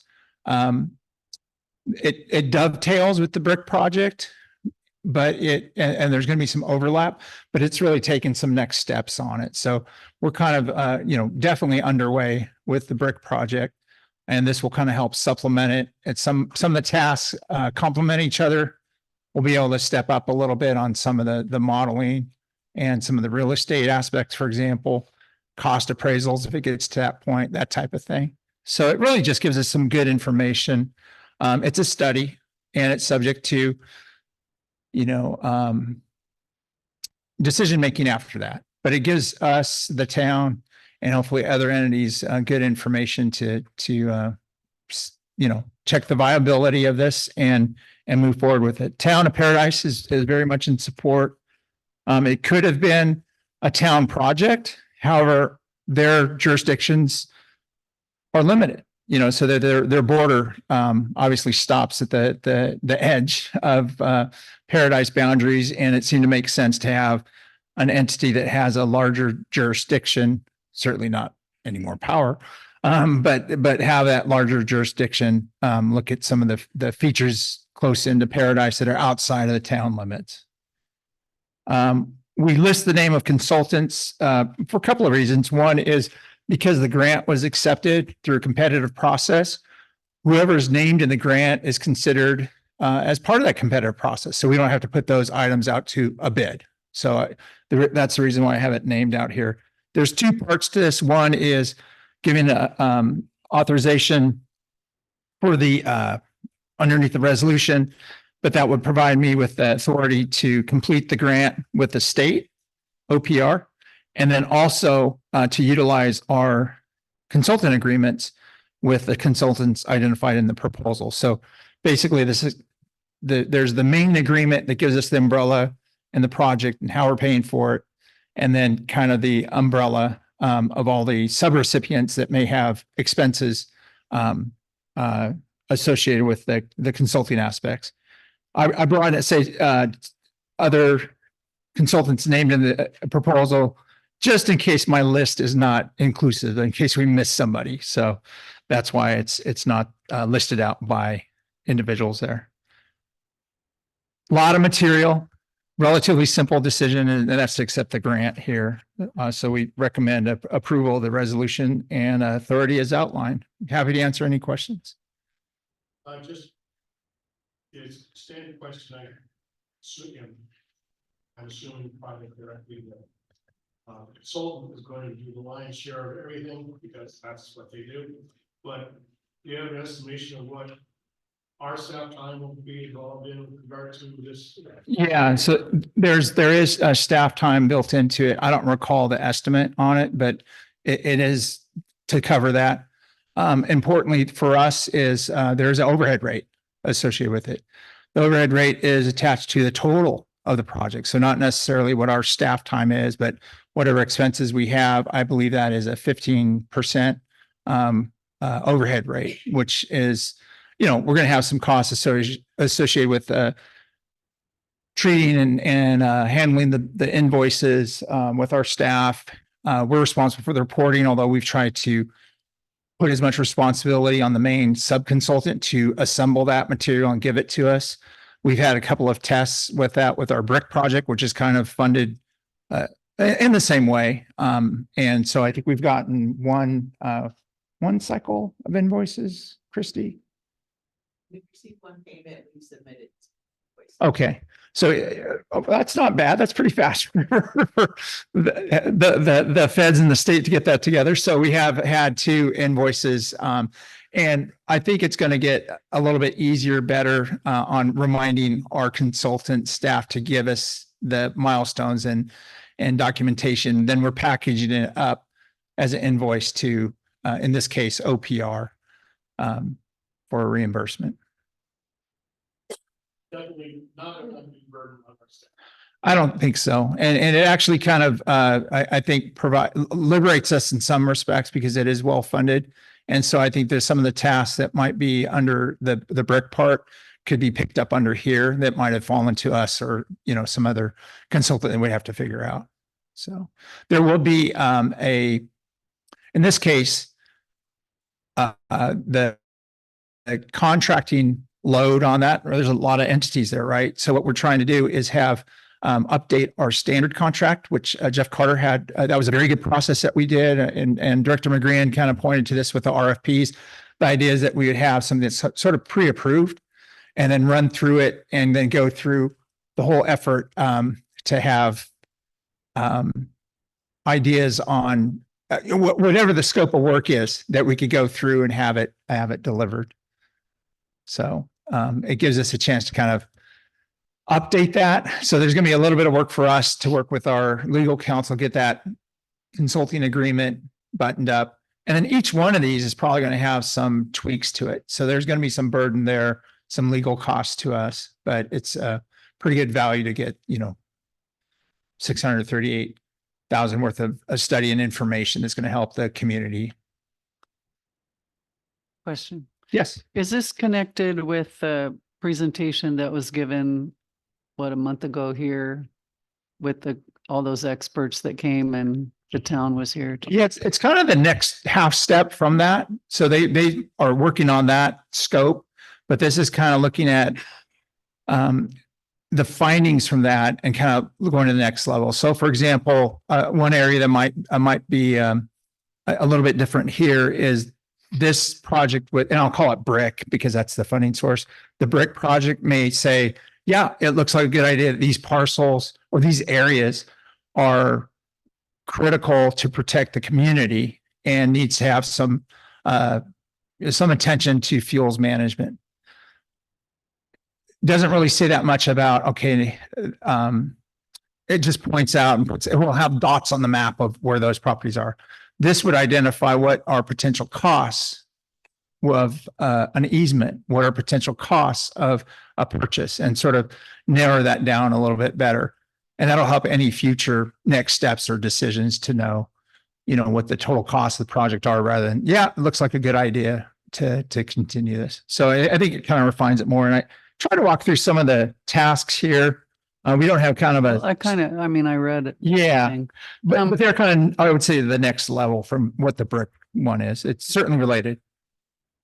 When is this is to apply for the grant, right? No, we received it. You we received it. The 638,000? Yeah. Okay. This is to accept it and to give authorization to pursue the contract with the state, agreement with the state, and then with the subcontractors. Okay. And so all these consultants and everything else, because 2.5 years from now is November 2026, and this is supposed to be completed in 30 months, which would be September of 2026 or November 2026. And this says all grant funds must be expended by September 30th, 2026. So, is that?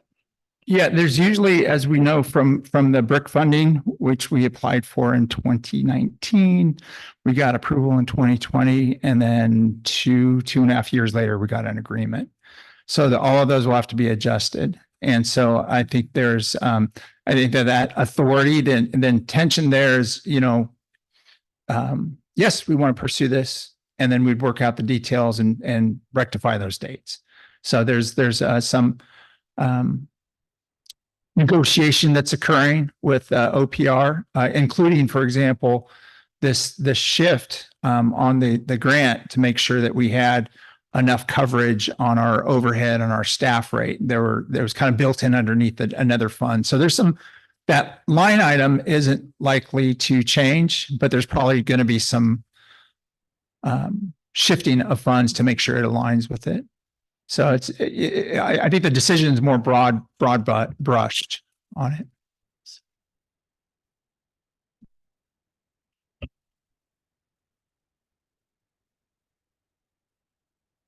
So then why on page 20? Because I have a note here that there's 16 grantees. I'm gonna find it. On page 55, we're promoting the final 16 grantees on all of our channels through a press release. So that just means 16 people, one part of this. I'm sorry, what page are you talking Page about? 55. First sentence.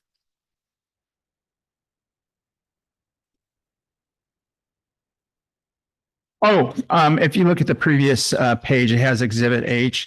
This is part of what they call a communications kit. We sometimes get this from the state that says how to reference the project, what language to have and referring to it and so forth. So I think that's not necessarily part of our agreement, other than if we're doing press release, here's some guidance on it. So that's what that's related to. So it's trying to expand trying to highlight, I think. I just wondered what the final 16 grantees were. Oh, those links should take you to it. Okay. All right. All right. So I think there's some links down below, and we could certainly give you that link, Director Belfay, on the 60. I don't recall who they are offhand. No, I just mean, so 16 people got this grant. I mean, 16 Yeah. businesses. Okay. All right. Actually, I would say business. I think it's almost all government on this. This is a government grant. Okay. So they're city, counties, so special districts. And is this a project that Kelly Munson, is that her name, could oversee? No. No. Yeah, this is something we're probably we have, right now we have RCAC, Rural Communities Assistance Corporation, which is a nonprofit that we're working with right now. Alan Nazaro, who was at that presentation. So he's likely to be kind of the hub of that consultant wheel. So they'll be orchestrating some of that and doing some outreach. They've done outreach for the town on this too. So they'll probably provide some of that information. I know that's been a source of Christie's invoicing, and information has been coming from RCAC on our reports and milestones. So we're trying to minimize our staff impact, and that'll be through there. I will mention Jennifer Arbuckle is a consultant that's helping us with kind of like our grants organization. That might be who you're referring to. Yeah. And I don't know if we've talked about this one as being included in that suite of projects, but she's doing a little bit different effort for us on kind of just making sure that we're aligned with due dates and all of that, not necessarily managing the project. Thank you.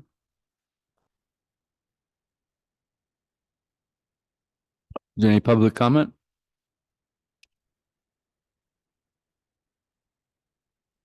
I'd like to thank staff for including the communications kit that came from the state to understand the state's priorities in all of this.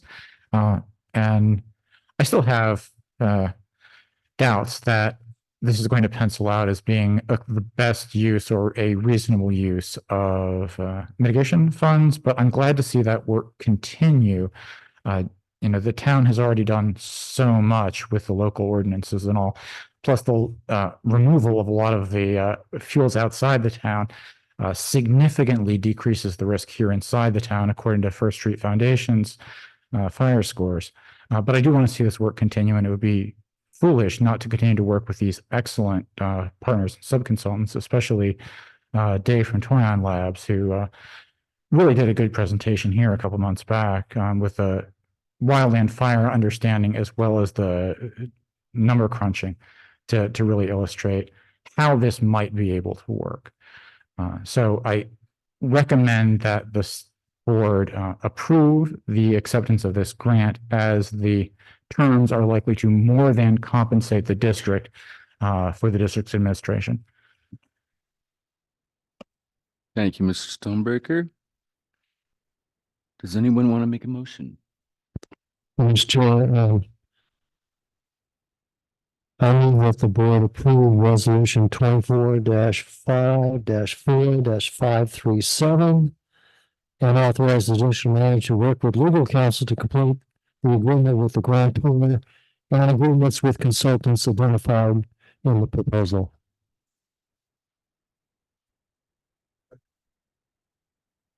Madam Clerk?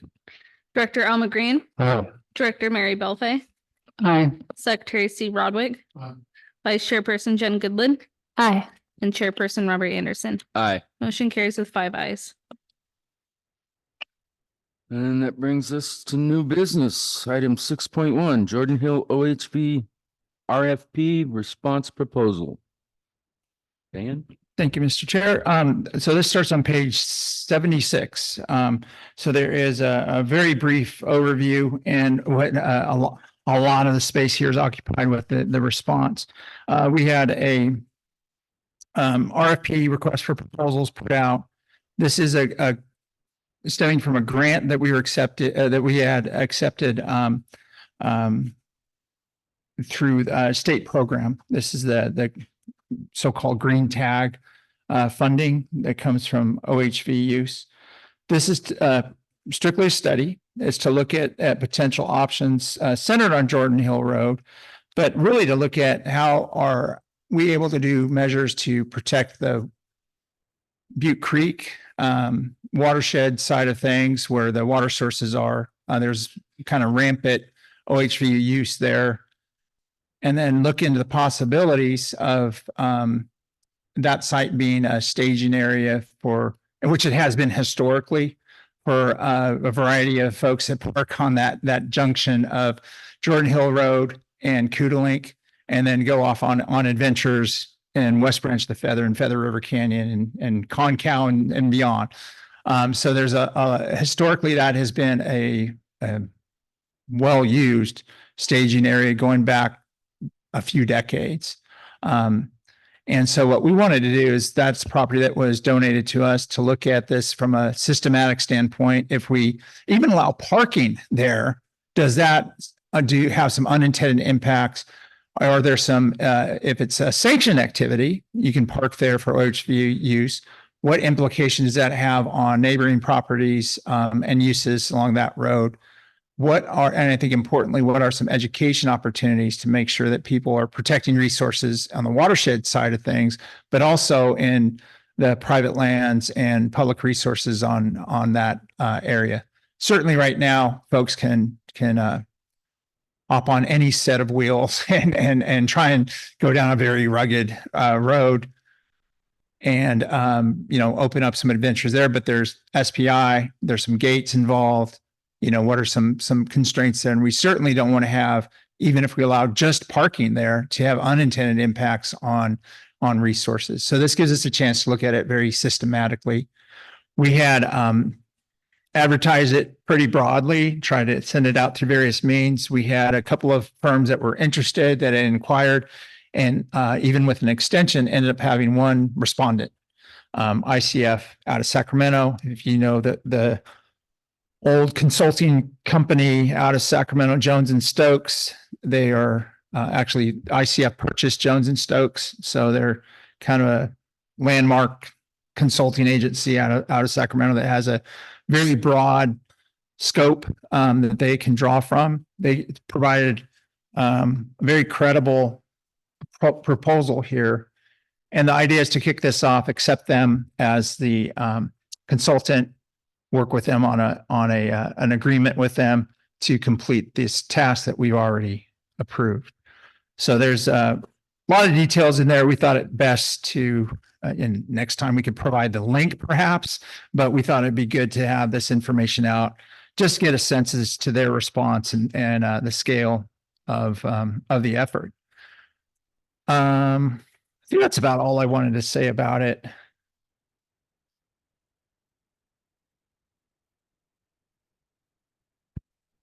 Just one other thing it is within the cost estimate, is within our costs or our agreement amount with the state.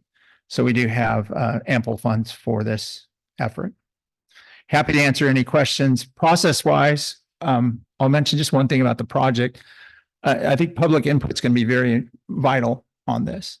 And so this is, you'll notice in our if you had a chance to look at our RFP, there was a public process there to reach out not only to immediate neighbors and so forth, but also various communities. So have the local community weigh in, have ability for that agent or this consultant to reach out to the principal landowners and make sure that this is a consistent land use effort. Lower levels, for example, with one of the agencies said that this might be compatible with their uses. So we'll have to see. It definitely wasn't a study look at it, but we wanted to make sure that we reach out to them, get that input, and then have the a process is taking that into account, because I think there is going to be, anytime you have something with OHV, can have a lot of concerns. There's a lot of misinformation when we had this proposal out, a lot of misinformation that this was somehow going to open up off-highway vehicles to areas that are now currently under PID jurisdiction. Wasn't the case whatsoever. It's strictly a study. So I just want to kind of dispel that erroneous information that was out there regarding this. So this study will look at those options, probably come back with some very valid ways where we could reduce some of the resource impacts and through education. And I think from a recreational agency standpoint, it is often better to be able to divert people towards an area than to just have no's on it. So if we're prohibiting access for off-highway vehicles, motorized use on the Magalia Paradise Lake Loop Trail, we can give them a route that is safer, more protective of resources and sanctioned. So I think there's good opportunities here for us to work with the agencies and come up with some solutions. So happy to answer any. I have a few questions for you, Dan. By you explaining the process that's involved in this proposal, I guess that explains why the consultant's proposing to do this work and almost take an entire year of time to produce the final results. My understanding is that in the proposal, if we approve this, they're going to kick off their work efforts on June the 2nd, and they don't anticipate bringing the final results of their study until somewhere around May of 2025. Is that correct? Yeah, that's right. But I guess getting the public input is what's prolonging this time period. Is that correct? I would say that, and there's also a couple of scales here. I've been thinking of this as kind of almost like a bullseye, right? So the most intense look that we're going to look at is Jordan Hill property itself, but that's small. So what are we going to do there? Are there development issues? Are there amenities that should go there? But we could do all that, but we can't do that in a vacuum. No. So that has to be then taken into account what our neighbors are. That would be the next ring out. So what are our neighbor uses and appropriate concerns that we would have to engineer for this effort?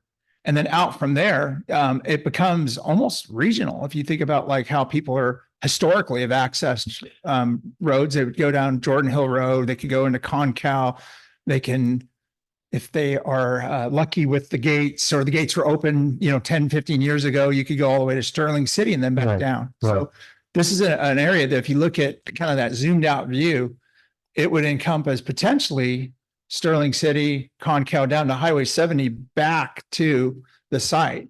And so certainly not talking about that level of detail, becomes much less looking at that, but it then shifts to like feasibility and what are those appropriate uses for those landowners and, Right. impacts there. So Right. Okay. Now, a related question for you and the staff is the grant money that we received that will pay for this. When is its termination date? I believe that the dates are tied in with that plus 3 months. I certainly hope so. So I think there was in our RFP meeting, we made it really clear math on it's due in December, but I think the actual date of the agreement extends into actually the next until the next March for reporting purposes. So there could be some wrap up that. So we're assuring me that the grant monies that we are eligible to receive to pay for this process will cover this full year of work effort by this consultant and the final product. Yeah, in fact, our RFP had attached the agreement. Okay. So it was quite clear that anything that any changes that I think we may have in our agreement with the consultant will be tied in very hard with the agreement with the state. If there's an extension, or if there's a change, if something happens with that, then that kind of will flow through. Okay. Our intention is to have that flow be very closely married with. Right. Okay. I appreciate you sharing that for the record because it's helpful to all of us.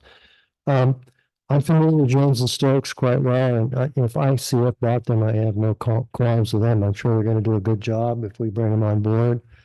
Last but not least, on page 119 of the proposal is a list of references that the ICF has provided. My question to staff is, did you contact any of those references and get some input relative to this firm?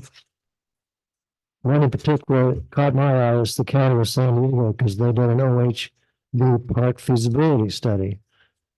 to them, and I'm wondering if you contacted any of Yeah, them. so two things on that. One, I don't think we've contacted these. I have talked to people who have done recent work with ICF.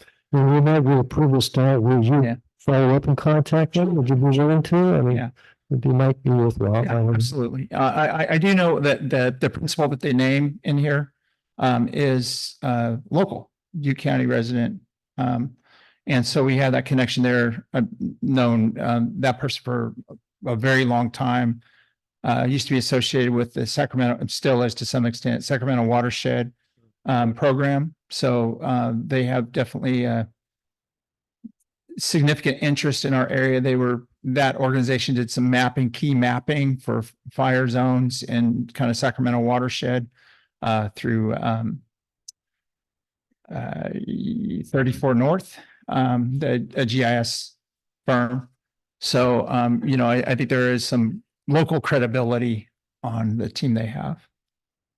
Well, last night, at least, it's kind of comical. I'm sure you didn't catch it yourself, but you obviously wrote the staff report off of prior boilerplate staff report because you have a date of 1/4/2023. And I'm sure you couldn't have gone back in time to generate this staff report. So just thought I'd share that little humor with you. So that's all my question.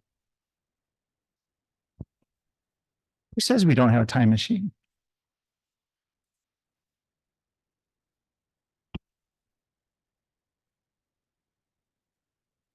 You have any public comment?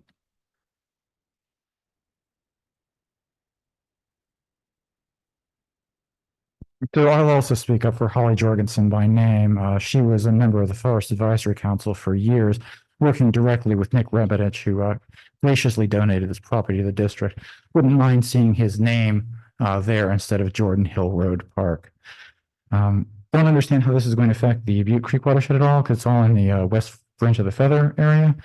I noticed then the landowners you're going to be speaking to that Union Pacific Railroad was not mentioned.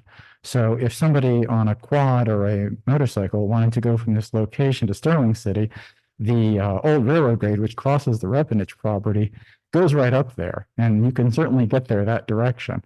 So I don't know if that's going to be considered or not, or if everything's going to be crossing the bridge across over the Concow side and then going back up like Retson Road or P Line or something. I know all these roads. I've been all of them with my mountain bikes. So I'd be very happy.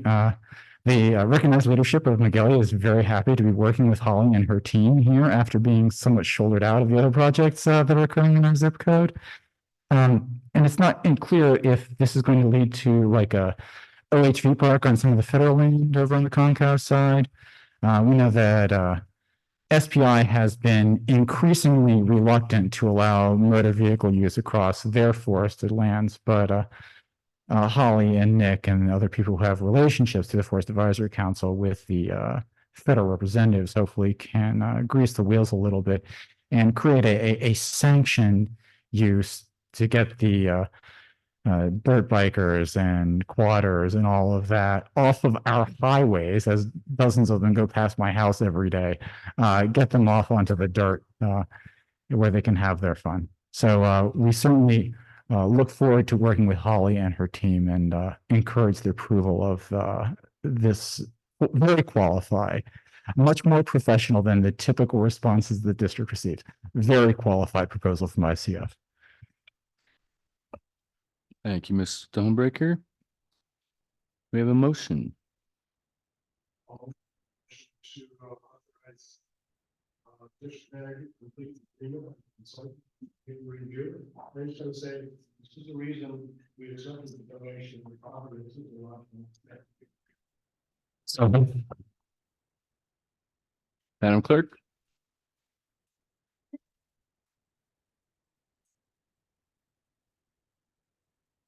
Happened last meeting. Director Alma Green. Director Mary Belfay. Aye. Secretary Steve Rodwick. Aye. Vice Chairperson Jen Goodland. Aye. Chairperson Robert Anderson. Aye. Motion carries with 5 ayes. That brings us to item 6.2, finalized audit for fiscal year 2021 and 2022. Al or Steve? I got a microphone. So I was just going to mention a couple things. This was reviewed. Our committee can share that information. One thing that's really interesting to us is Steve mentioned this earlier, Director. Roderick had mentioned this about the clean audit on it. And yet it was a extraordinarily what do I want to say? What's the right adjective here, Catherine? Thorough. Let's say arduous and thorough process. And frankly, this is one of the reasons why it's we promote it, yet it is painful sometimes to get a new auditor as they have a new approach. They will look at different things and have some different suggestions and new eyes on it. So it is kind of gratifying to get a auditor that's looking at it first year without sort of the management recommendations that we had, frankly, a few years ago. So Catherine, I don't know if you want to add anything to it. I'm sure you do, but it's nice to get a clean audit on this. And maybe you can bring up the next process, the next set of steps. So you all have access to the audit, and it was a good one. So I'm pleased. I am sorry that it took as long as it did. Actually, Rick Wood was up today helping me do a couple adjustments because even though they didn't give us journals like Holly used to do, there was a couple things that we had to adjust on our end to make sure that our books matched what they had audited. So we did take care of that today. And now we're going to, he's coming back on the 17th, and he's going to help me close out the 22-23 fiscal year. There's a couple things that need to be done, journal entries that need to be done for that. And then I'm going to request the auditor start that audit right away. And hopefully that will be a quicker process because they won't need as much information since they already got a whole lot of information. And I'm hoping if it's a quick process that we will be able to start the next audit, which will be the 23-24.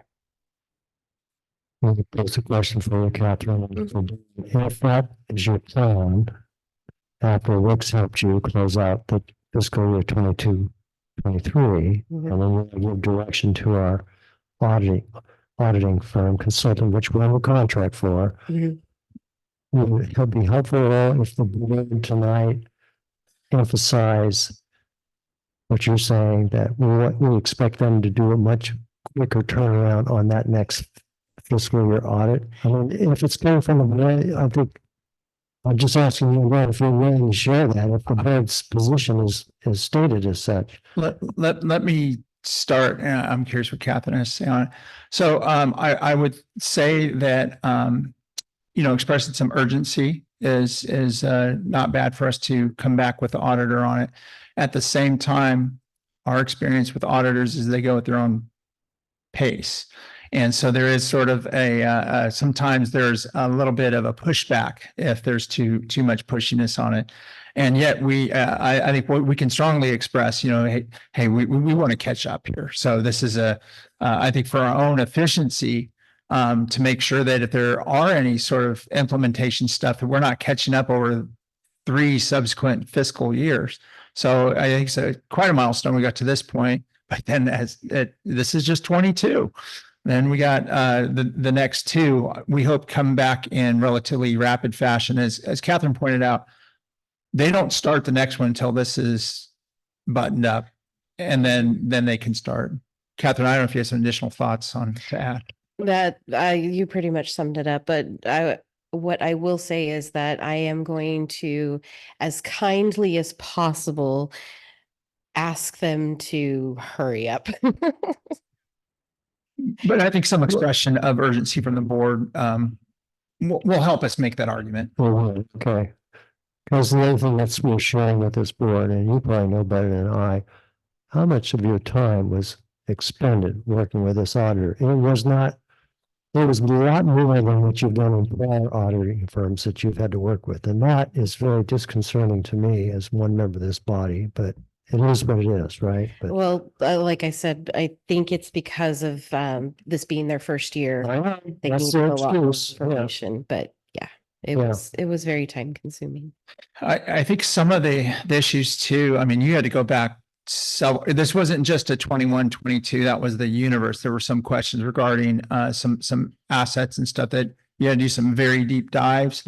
So I think that if they caught it and wanted exploration of this in the 21, 22 audit, and she's researched that past, then I think we're at least on our system now. So that's going to make it a lot easier for her to utilize our kind of our more modernized approach, which started not that long ago. So hopefully that will simplify it. I know that some of the lessons that we learned that we'll have for the next round, Catherine had this as a suggestion, is the auditor needs to have access and readily be able to use our software program, QuickBooks, to explore those items. They wanted a lot of stuff kind of almost an old fashioned audit. You know, they wanted the paper, they wanted the documentation, which could be just their style. But I think for future RFPs, it would be a lot easier if they want to dig into some of the details. Certainly come back to us if we need documentation, but that they would dive into it with our software rather than asking Catherine to drive. And I wouldn't give them an actual access to our software. I would give them a copy of our QuickBooks. And that's how Holly did it in the past, is she would take a copy of it. And she would do all of the digging into QuickBooks instead of having me look for, because they know what they're looking for. I'm just trying to figure it out. So it would be easier if they are willing to give them a copy of our QuickBooks and see if that can expedite things a little bit. one other thing, just to show the bill, tell me if I'm not based, but are we in a contractual arrangement with this auditing firm? We're in a 5-year. 5 years. Right. So, I just think we, assuming we do this tonight and we proceed ahead and we get the message to them and get underway, I think we don't be fearful to monitor the situation and report your findings to us as a board in a more timely manner, because we have the ability to cancel that contract if so desired, if it's necessary. I don't know how the rest. That's what we discussed at the finance committee meeting. And so there is some incentive for them. They've got 4 more years left, on this. They want to maintain a good status and help perform. Yeah.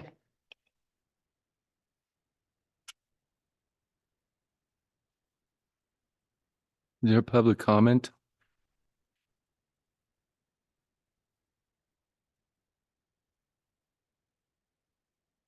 Anybody with motion?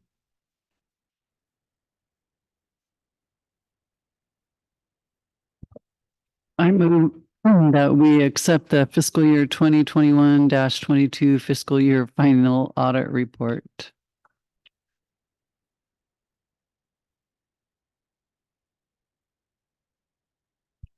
Madam Clerk?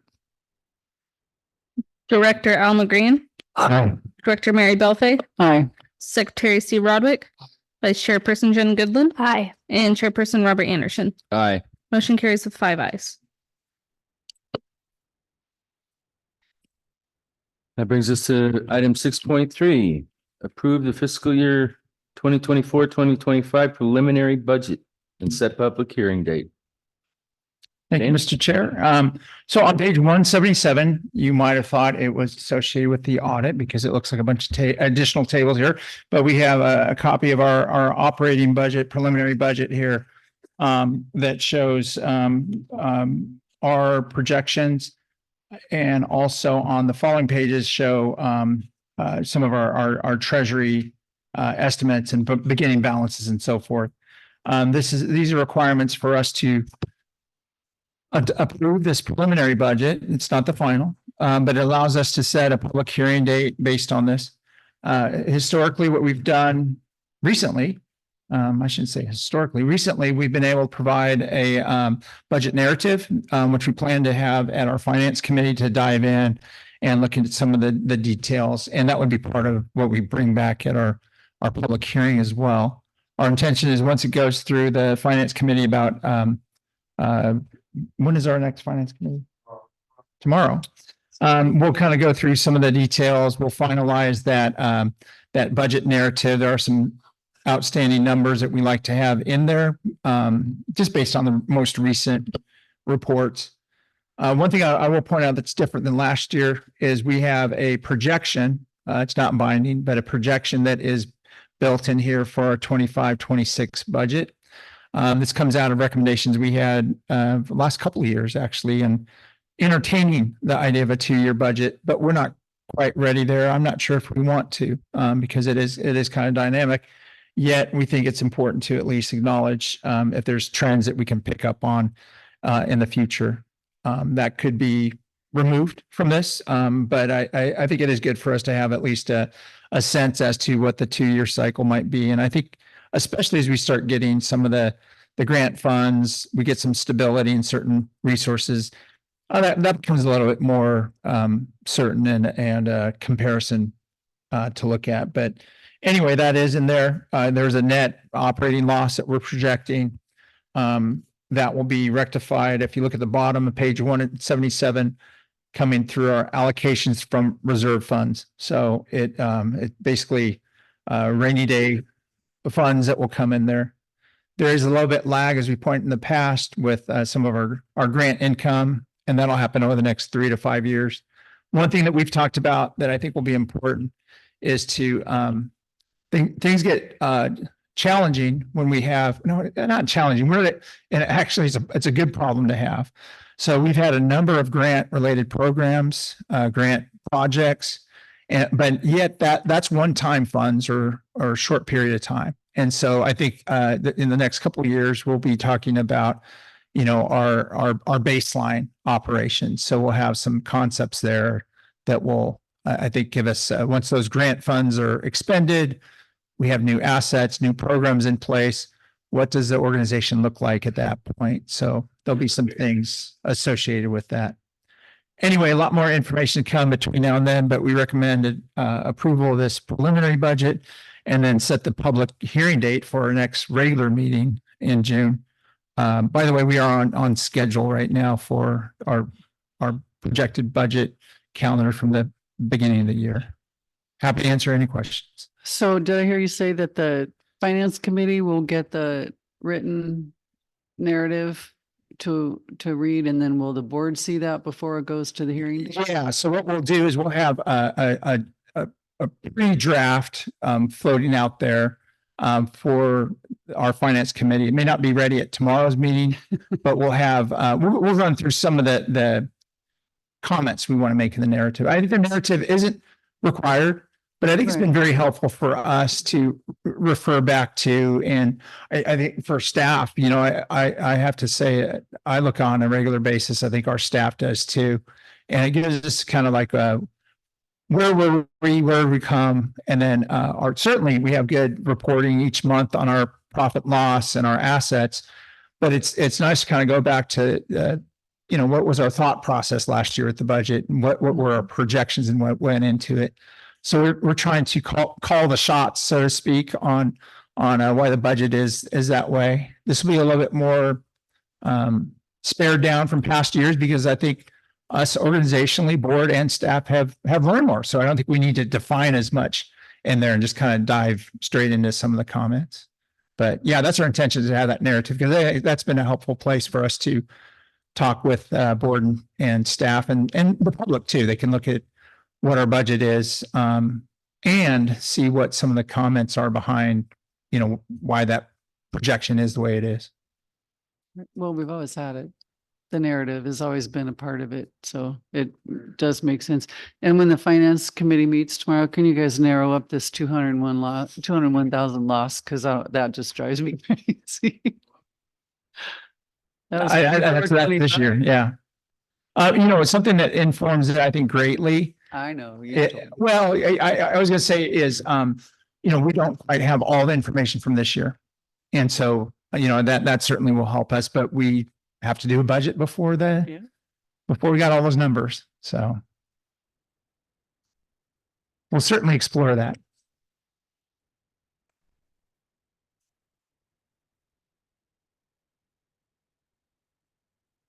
So I'm move that we approve oh, sorry. Let's get, Sorry, or comments. is sorry. there public comment?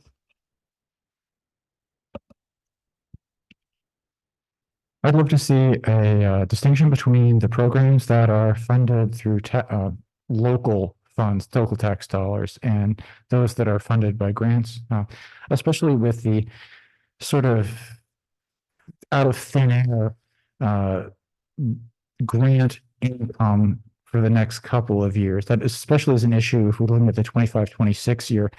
You can sort of estimate what will come in over the next 13 months based on the grants that have already been awarded to the district and the speed of the reimbursements. You can get a sense of how many checks from state and federal agencies are going to be coming in, and how many staff hours or how much payroll dollars are going to be covered by all of that. When you say we're going to be getting $1.5 million in grant revenue this forthcoming fiscal year and another 1.5 in the year after that, that's really quite nebulous. So I would like to understand exactly, and we've got some of this like previously talking about the revenues and the expenditures of the other programs within the district. So certainly we're pleased that the district has been so successful in receiving all of these state and federal grants for the past 4.5, 5 years.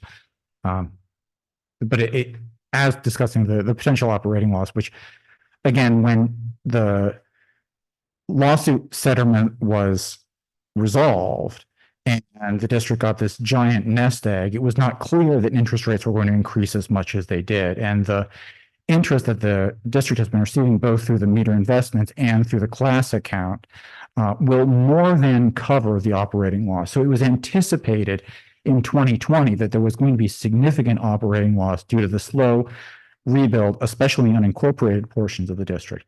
And the district has actually done quite well in only having to draw a small portion of that nest egg each year to cover those operating losses, far less than the interest that's being received. If you look carefully at the audit from the previous item, you can see what the property tax was in fiscal year 2021 or 2020/2021, when you're still getting backfill from the state and how much it dropped by more than $100,000. And yet you're still doing relatively well. So I think that the budget might be optimistic with regards to future grant income. I'd like to see that clarified. But it looks like the district remains on firm financial footing. Thank you, Mr. Stonebreaker. Do we have a motion? I move that the board vote to approve the preliminary budget and set a public hearing date for June 12th, 2024. Second. Madam Clerk? Director Alma Green. Aye. Director Mary Belfay. Aye. Secretary Steve Broadwick. Aye. Vice Chairperson Jen Goodland. Aye. And Chairperson Robert Anderson. Aye. Motion carries with 5 ayes. That brings us to item 6.4. Do we need to discuss this? Let's just go into a motion. My only question would be, does Director McGrean want this? Well, suffice it to say, I'm just, bless you, that's what I say. No, I feel honored that the Elections Committee for CARPD, and as well as the entire board on CARPD, put my name on the ballot, on the slate for the general member districts to entertain voting on at the conference. So I feel honored for that. But one of the steps that's required in the event that I do get elected is my home district has to nominate me, and that's what this paperwork is for. So anyway, and you've done that in the past, and I really appreciate your support. And I am willing to go another couple more years before I totally retire. It's important just to have our representation. I wanted to echo that. I think it's been very valuable for us to have good information, solid information from CRPD board meetings, and us, frankly, have that representation there, I think is something that we should be proud of as a small district to have, your leadership there, Director McGrean, on that board and representing us well. So it's an easy recommendation to support the resolution from staff.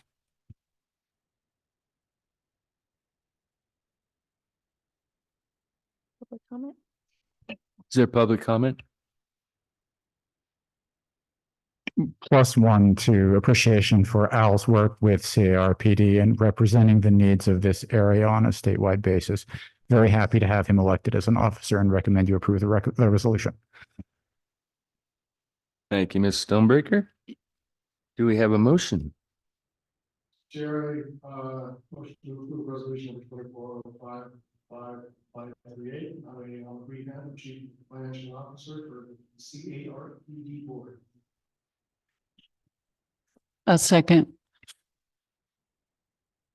Madam Clerk? Director Alma Green. Director Mary Belvay. Aye. Secretary Steve Rodwick. Vice Chairperson Jen Goodland. Aye. Chairperson Robert Anderson. Aye. Motion carries with 5 ayes.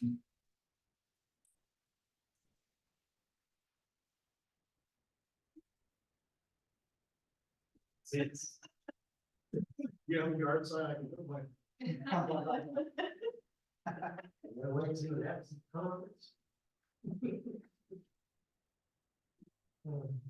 that brings us to the district report. I'm going to be super brief on this. I'm just going to mention a couple of things on here. And certainly staff's here to answer any questions. Just one big shout out, and that goes to Mr. Jeff Daly for a couple of things. One is earlier in the packet, we had the letter from the Fish and Game Commission.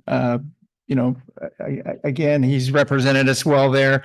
We've gotten funding from them. Every year we've been able to have requests on board with Paradise Lake. So, and then far beyond that, Jeff was making those evening visits with them to get funds for our kids fishing day at aquatic park. So, we had a really, by all accounts, a spectacular day. I showed up kind of late and chatted with some folks up there, but just happy faces and, just a really great event that's really become, I think, a hallmark for us and putting these things on. Very good volunteer crew that's diligent and helped Jeff out, but we had a lot of support from staff.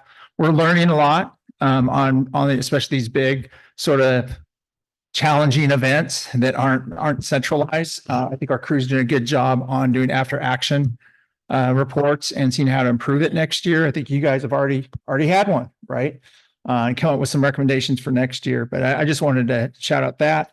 And then also the Gold Nugget Craft Fair. So another event that Mr. Daly has been very active on and certainly can take any questions on that. But that was a very, very packed event. And as increase in vendors, and I think maybe the sales were a little bit slower than in the past, but that can be kind of general economic thing. But a lot of happy participants on that. I will mention that we are full bore underway with our California Volunteers Neighbor to Neighbor grant. We've had a lot of training related to it. What has been interesting for us is we're kind of, I mentioned today on a call with them, we're kind of one of 9 guinea pigs for the state on this. So they're learning a lot from, I think, the recipients and trying to develop this program to help combat loneliness and improve connectivity and get people out. And so there's a lot of things that are I think going to be exciting to work with partners in the community on connecting people, and we'll have more to come on this as it evolves. But I think we're off to a pretty good start from our crew. There are a number of things in here we have on Broom and some of the other issues here. I was going to mention we have on, I think that date right? June 19th. Yep. Wednesday, June 19th for our Concal Yankee Hill public engagement meeting. We'll be pushing out, I think it has been pushed out already, some notice on that for the Concal Yankee Hill Facebook group. We're trying to collect information on three things. One is improvements programming at Crane Park. Two is looking at Concal School, our role there, and what programming might be suggested from the public.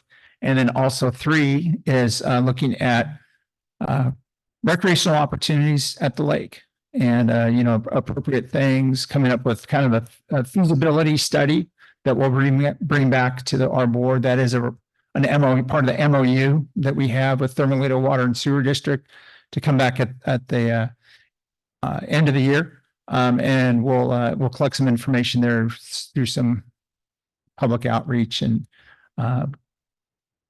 get some good engagement there and what the community might want. So would be happy to And I have you that. I have the Writing Academy that weekend, Oh, so I won't even be there.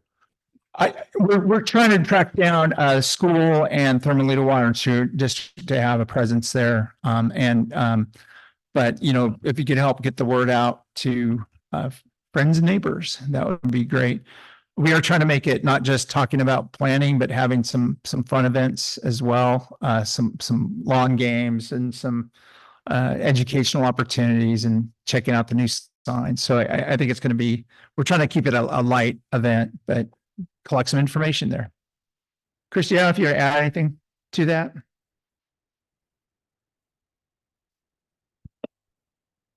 Use for the softball fields for the softball team to go practice over there.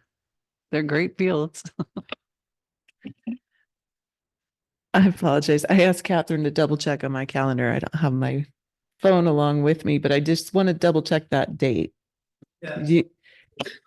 I think it is because we shifted it to a Wednesday because we had a conflict on the Friday. That's what it was. Okay. Yeah. I was concerned. Oh no, we gave you the wrong date. One other thing is that we're going to try and align this outreach with a soft kind of kickoff of the neighbor to neighbor grant, because it's an opportunity for folks to come in and communicate, about what their preferences are for recreational use and opportunities within their community, and how we can best support them and what they want. And also kind of introduce the neighbor to neighbor concept and maybe have some fun activities and things for people of all ages and abilities to participate in as part of that process, and just kind of introduce the idea so that when we have the big kickoff event later, still location to be determined.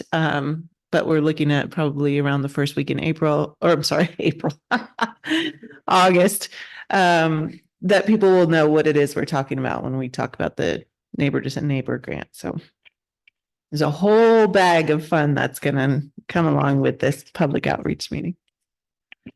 Yeah, actually, that date I don't think is right. We'll get you the right date. I thought it was the 13th. The what? The 14th. Whatever day it is, I think it's getting close to Facebook. Yeah, I think it is the 14th, but we had on here Wednesday 19th, so I think it is the 14th. But let's check and we'll get that to you guys. So yeah, maybe. So just circle that date on here. We'll get you out that message. Saturday made more sense. Oh, Sunday. Right, wrong month. Because the working people can be there. But Tuesday I can be there, so let me know. So I have are you? Yeah, I was just going to mention we have a series of just work that's occurred with our crew out here. So just take a look at those pictures there and some great pictures from the kids fishing day. Director Belfay, you had questions? I like what you did with the walking path, but could we look at the profit and loss on page 194 and 195, please, or 195 and 196? So we're 10 months into the year. We got May and June left to go. And it looks like we've received about 50% of our budgeted income. And that's a whole lot of money that was budgeted that we're not even close to. And we've spent about 50% of our budgeted expenses. Why is it so far apart and we're 10 months into the year? Yeah, so one big thing for us. Last year was a terrible budget. I hope so. Wouldn't that be cool? One thing that I think is important is for us really in tax revenue, we have two paydays. So we have one that occurs, fairly early in the year, November, December, and then one that occurs late, May, June, with an adjustment typically. So, that tax revenue is one of the biggest amounts in there. And I think that projection is Catherine, I don't know if you recall the projection that they have for us coming up on the next one, but I think it's we're pretty close on our number for the total there. Catherine? So usually in December, January is when we get that first big payment. And April is we're supposed to get another payment. So I will be checking here in the next couple of days to see if it's been posted yet. And then we get a finishing payment in June/July, but it's for June type of thing.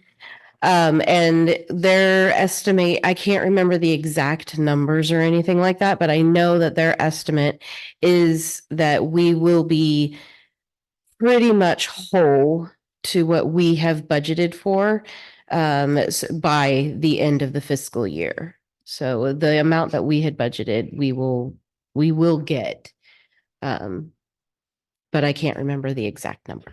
Can we suggest that if and when you get the second payment, which is probably going to be later this month, that you put out a notification to all the board members what that amount was? Okay. Was that possible? Yeah, and that'll be reflected. What we hope on the budget narrative, for example, that's one of the things we've done this. It becomes challenging to stop when you are talking about the narrative. So we usually have an as of date. So it starts off as of April 30th, and it shifts to May 31st, and then we square up with June. I mean, rather than wait till we get the monthly report for the June meeting, if you get the payment before that, why not just let us know? Yeah, we could do that. That'll give Mary some comfort, I'm sure. I don't care. Okay. I'll leave you off, Robert. Wait till the next meeting for the suspense, right? And then the payroll, looks like we're going to be way under expense for the budgeted payroll amount. Because it looks like we're including workers' comp. Looks like we're at about 160,000 a month. So got 2 months left to go. And So half of one thing that happens everything about us is difficult to do kind of a monthly budget because we can't divide by the year because our next couple of months are some of our highest payroll months. So it'll be 500 grand a month. Oh, no, I'm not saying that, but I'm saying our intent on the budget has been to underestimate income and overestimate expenses. Right. And so I think that has served us well to quote unquote get pleasantly surprised at the end of the year that we're staying on track. So that's been kind of our philosophy on it. And in some areas we're off, but it's I think it's been very much stressed on staff for some efficiencies that we need to work on internally in some areas. But I think that is certainly we're going to have probably higher rate of expenses in May and June with programs.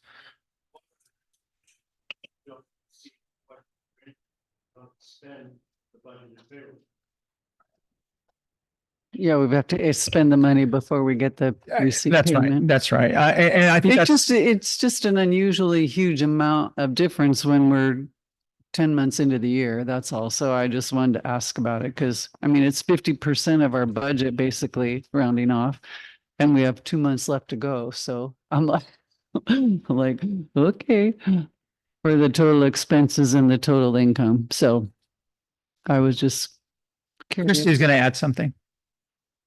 Sorry. Yeah, part of the grant income is the lag between invoicing Right. and getting reimbursed, but also because we didn't move to construction in this period. Because right now, most of the expenses that we're expending on non-program, on the development projects that are grant funded, we're still in the design planning phase and tweaking and fine tuning and permitting and, taking baby steps.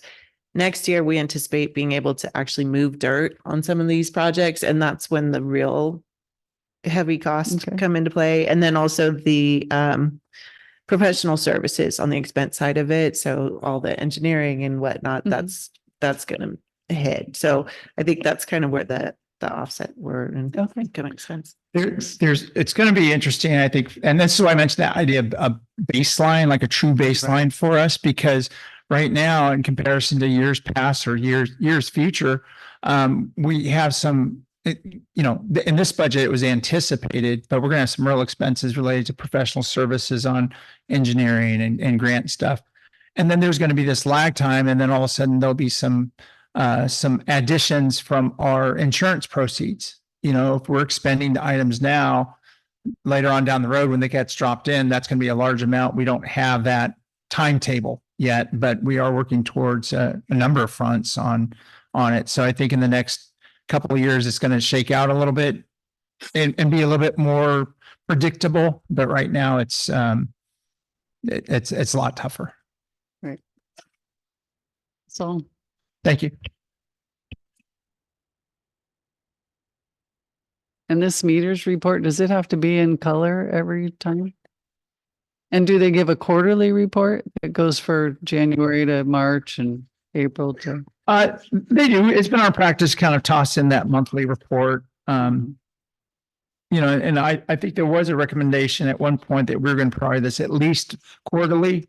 And we could shift to that, but I think we've just been putting it in there.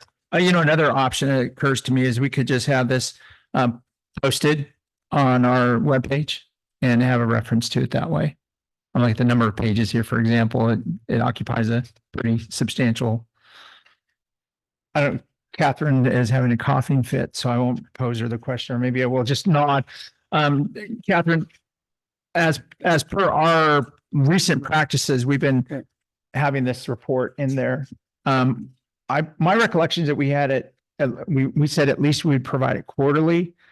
Is there any reason why we couldn't have it just posted online and have reference to it in our district report for a board to look at with a hyperlink?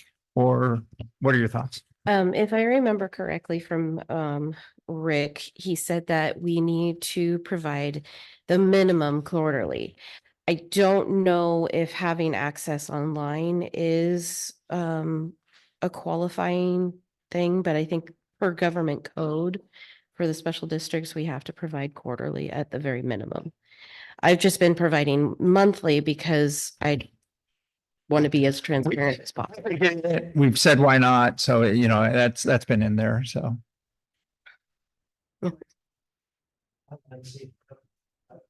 he's our finance guy, so I just read the first 3 pages. That's all I care about because it tells you what occurred during that month. We don't have to look at all the specifics behind it, and as far as the stocks and all that stuff.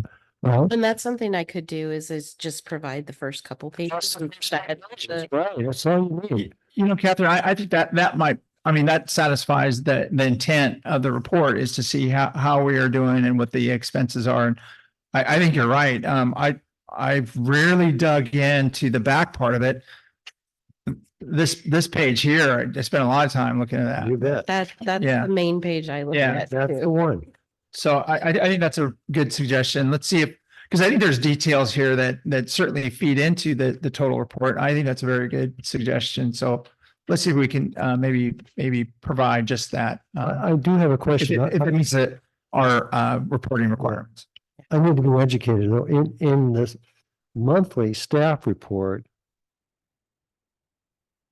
under finance, you indicate, Muter Investments brought in $95,556 something dollars, but then when I go to this page, I don't see that number there. So what I did is I didn't take the I didn't put in the fees. So what I did is I took the total balance, the ending balance, and subtracted the beginning balance to get that amount. So it really is just a, if I were to indicate what the actual interest is and the fees themselves, I just take the net amount and report that. Well, on this page, what I tried to do to see if I can come up with that number is I took the gross interest earnings and I added the fees to that figure. Mm-hmm. And it didn't come out to match that 95,000. So Yeah. I don't know what I'm doing. You're just telling me you took the beginning balance and the Subtracted it ending from balance, the and that's the difference. Yeah. Been nice if you said that in the monthly report, because I've never known that. Okay. But that's a minor point. Maybe the rest of the board's just satisfied with what you do, but that's fine. I mean, you educated me. That's the main thing. So now I know what you're doing. Yeah. So that's fine. No worries. I think we're very blessed so far, and some members of the public have told us that too. We've been very fortunate with the interest rates that the way they've been, but bear in mind, the interest rates are going to change in the not too distant future, everyone. That's coming. Possibly the end of this calendar year. We're going to see the beginning of the declining interest rates. So,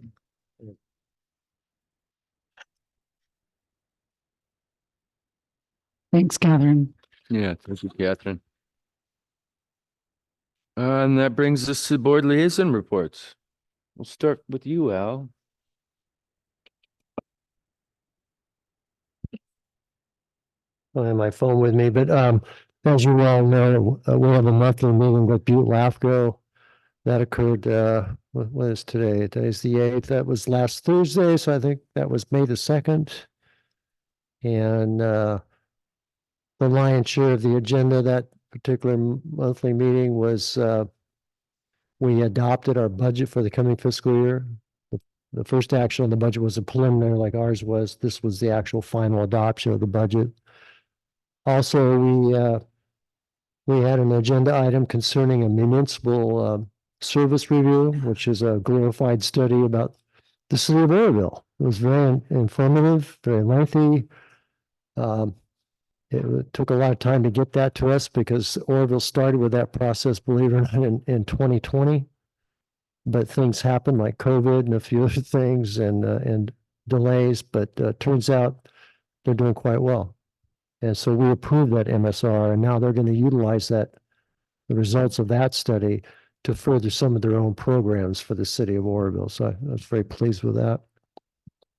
And then also we talked briefly about a transition of possibly that may occur in the next 2 years from our current executive director to possibly a successor. And that's pretty much the agenda.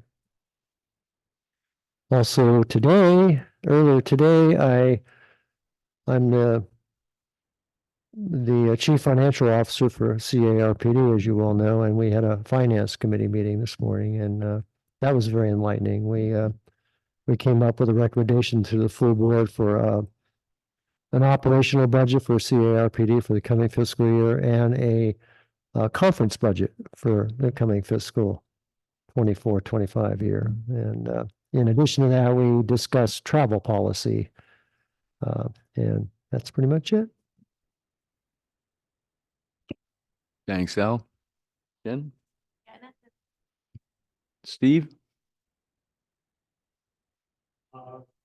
As we know, county checking their agendas, like, need to talk about park and recreation. But I do have news on the Paradise Animal Shelter Home Fund. There's a new fundraising program where we have set up a donation box at Wheeler Recycling here on American Way.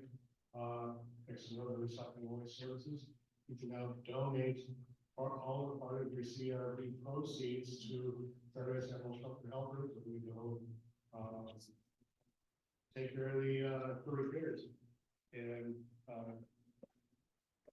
that redemption center is probably the only one in North County, it's not in Chico. So this is just a top building and they're gonna, go with, media.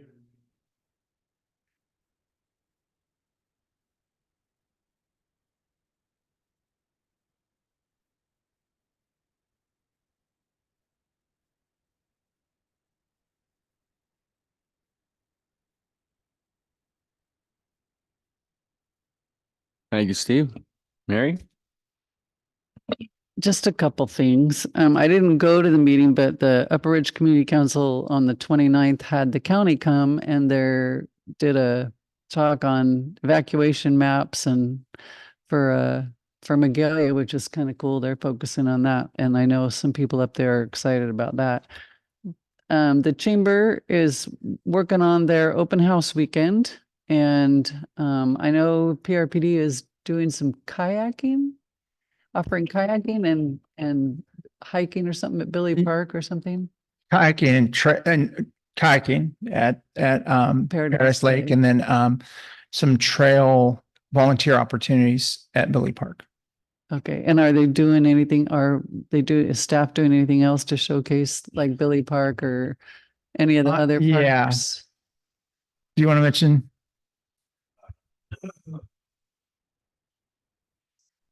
Too, I know I tried to encourage them. I hope they're doing this, creating a map for people coming that have pinpoints of the parks specifically on the map. So there will be a hub, which is the old Holiday parking lot, where you will pick up information about real estate, but it also have a map with key locations in our community, which include all the parks. Cool. And for clarification, we're offering standard kayak rentals as part of the yearly program, but I will be leading a hike from the Lucretia side over to the kayak rentals on the 1st. And I believe that's at 9 a.m. 10 a.m. because we wanted to give folks a chance to come up. From where to where? Whoops. From the Lucretia picnic side over to the boat launch and then back. And we'll also have the vans there just in case someone makes it over to that side and decides they don't want to hike back and they'd rather shuttle back. So that's the plan. Great. That's awesome. I'll mention one thing. We're trying to meet this deadline to have stuff in place. It's going to be a challenge, but we're trying to set up. We have a series of interpretive signs for Billy Park through Rotary Grant and some other funding. So we're diligently working on that to try and get them fabricated and installed that day. So that might be one of the activities, but that'll be a really neat addition there. And I think we'll add some unique opportunities to learn about the fauna and flora there. And we even have some of the Machupta and Concow names of the plants will be incorporated on the signs. We're trying to develop some additional signs out there too. So it could be a really neat experience going out there in the future with these signs, and then the ones that are coming in there to be able to like learn something about the area and the geology, and the signs are looking great. So we hope to have those installed for that date and show them off. It's on the 2nd now, which is part of that open house weekend, which is hosted here at Terry Ash. So what's on the 2nd? Oh, that they.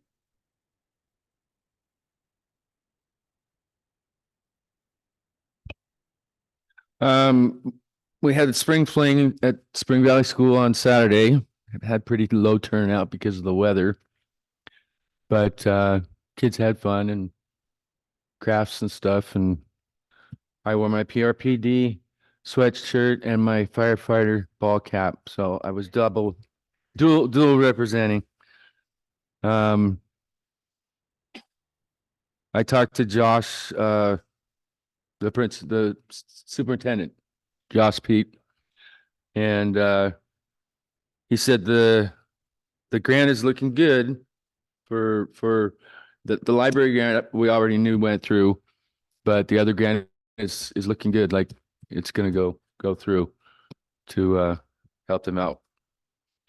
Other than that, I don't know if this is board comment or liaison, but I have a carpenter buddy who has, his wife has a nonprofit and he has a nonprofit. His wife's is one seed at a time. His is, he's the fig hunter. But I believe his wife is the one that got the grant to plant fruit trees on public lands. And I didn't know if we were interested about having fruit trees on our parkland. Yeah, I think, I know I love getting an apple at Crane Park. That old apple tree has great apples. just send them our way, and we have to find out some more about it, but certainly would be open to chatting with them about it for sure. All right. That brings us to closed session. So let's take a 5-minute break.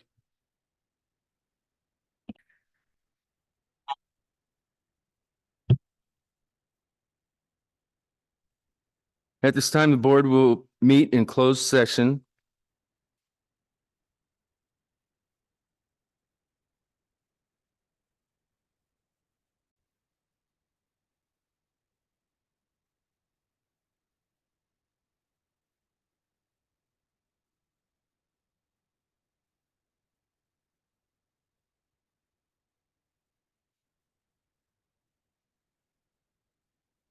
Yeah, I think we're good.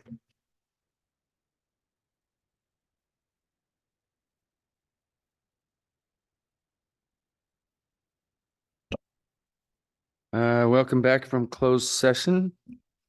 We discussed employee salary and wage negotiations and the performance evaluation of our district manager. And that brings us to board comment.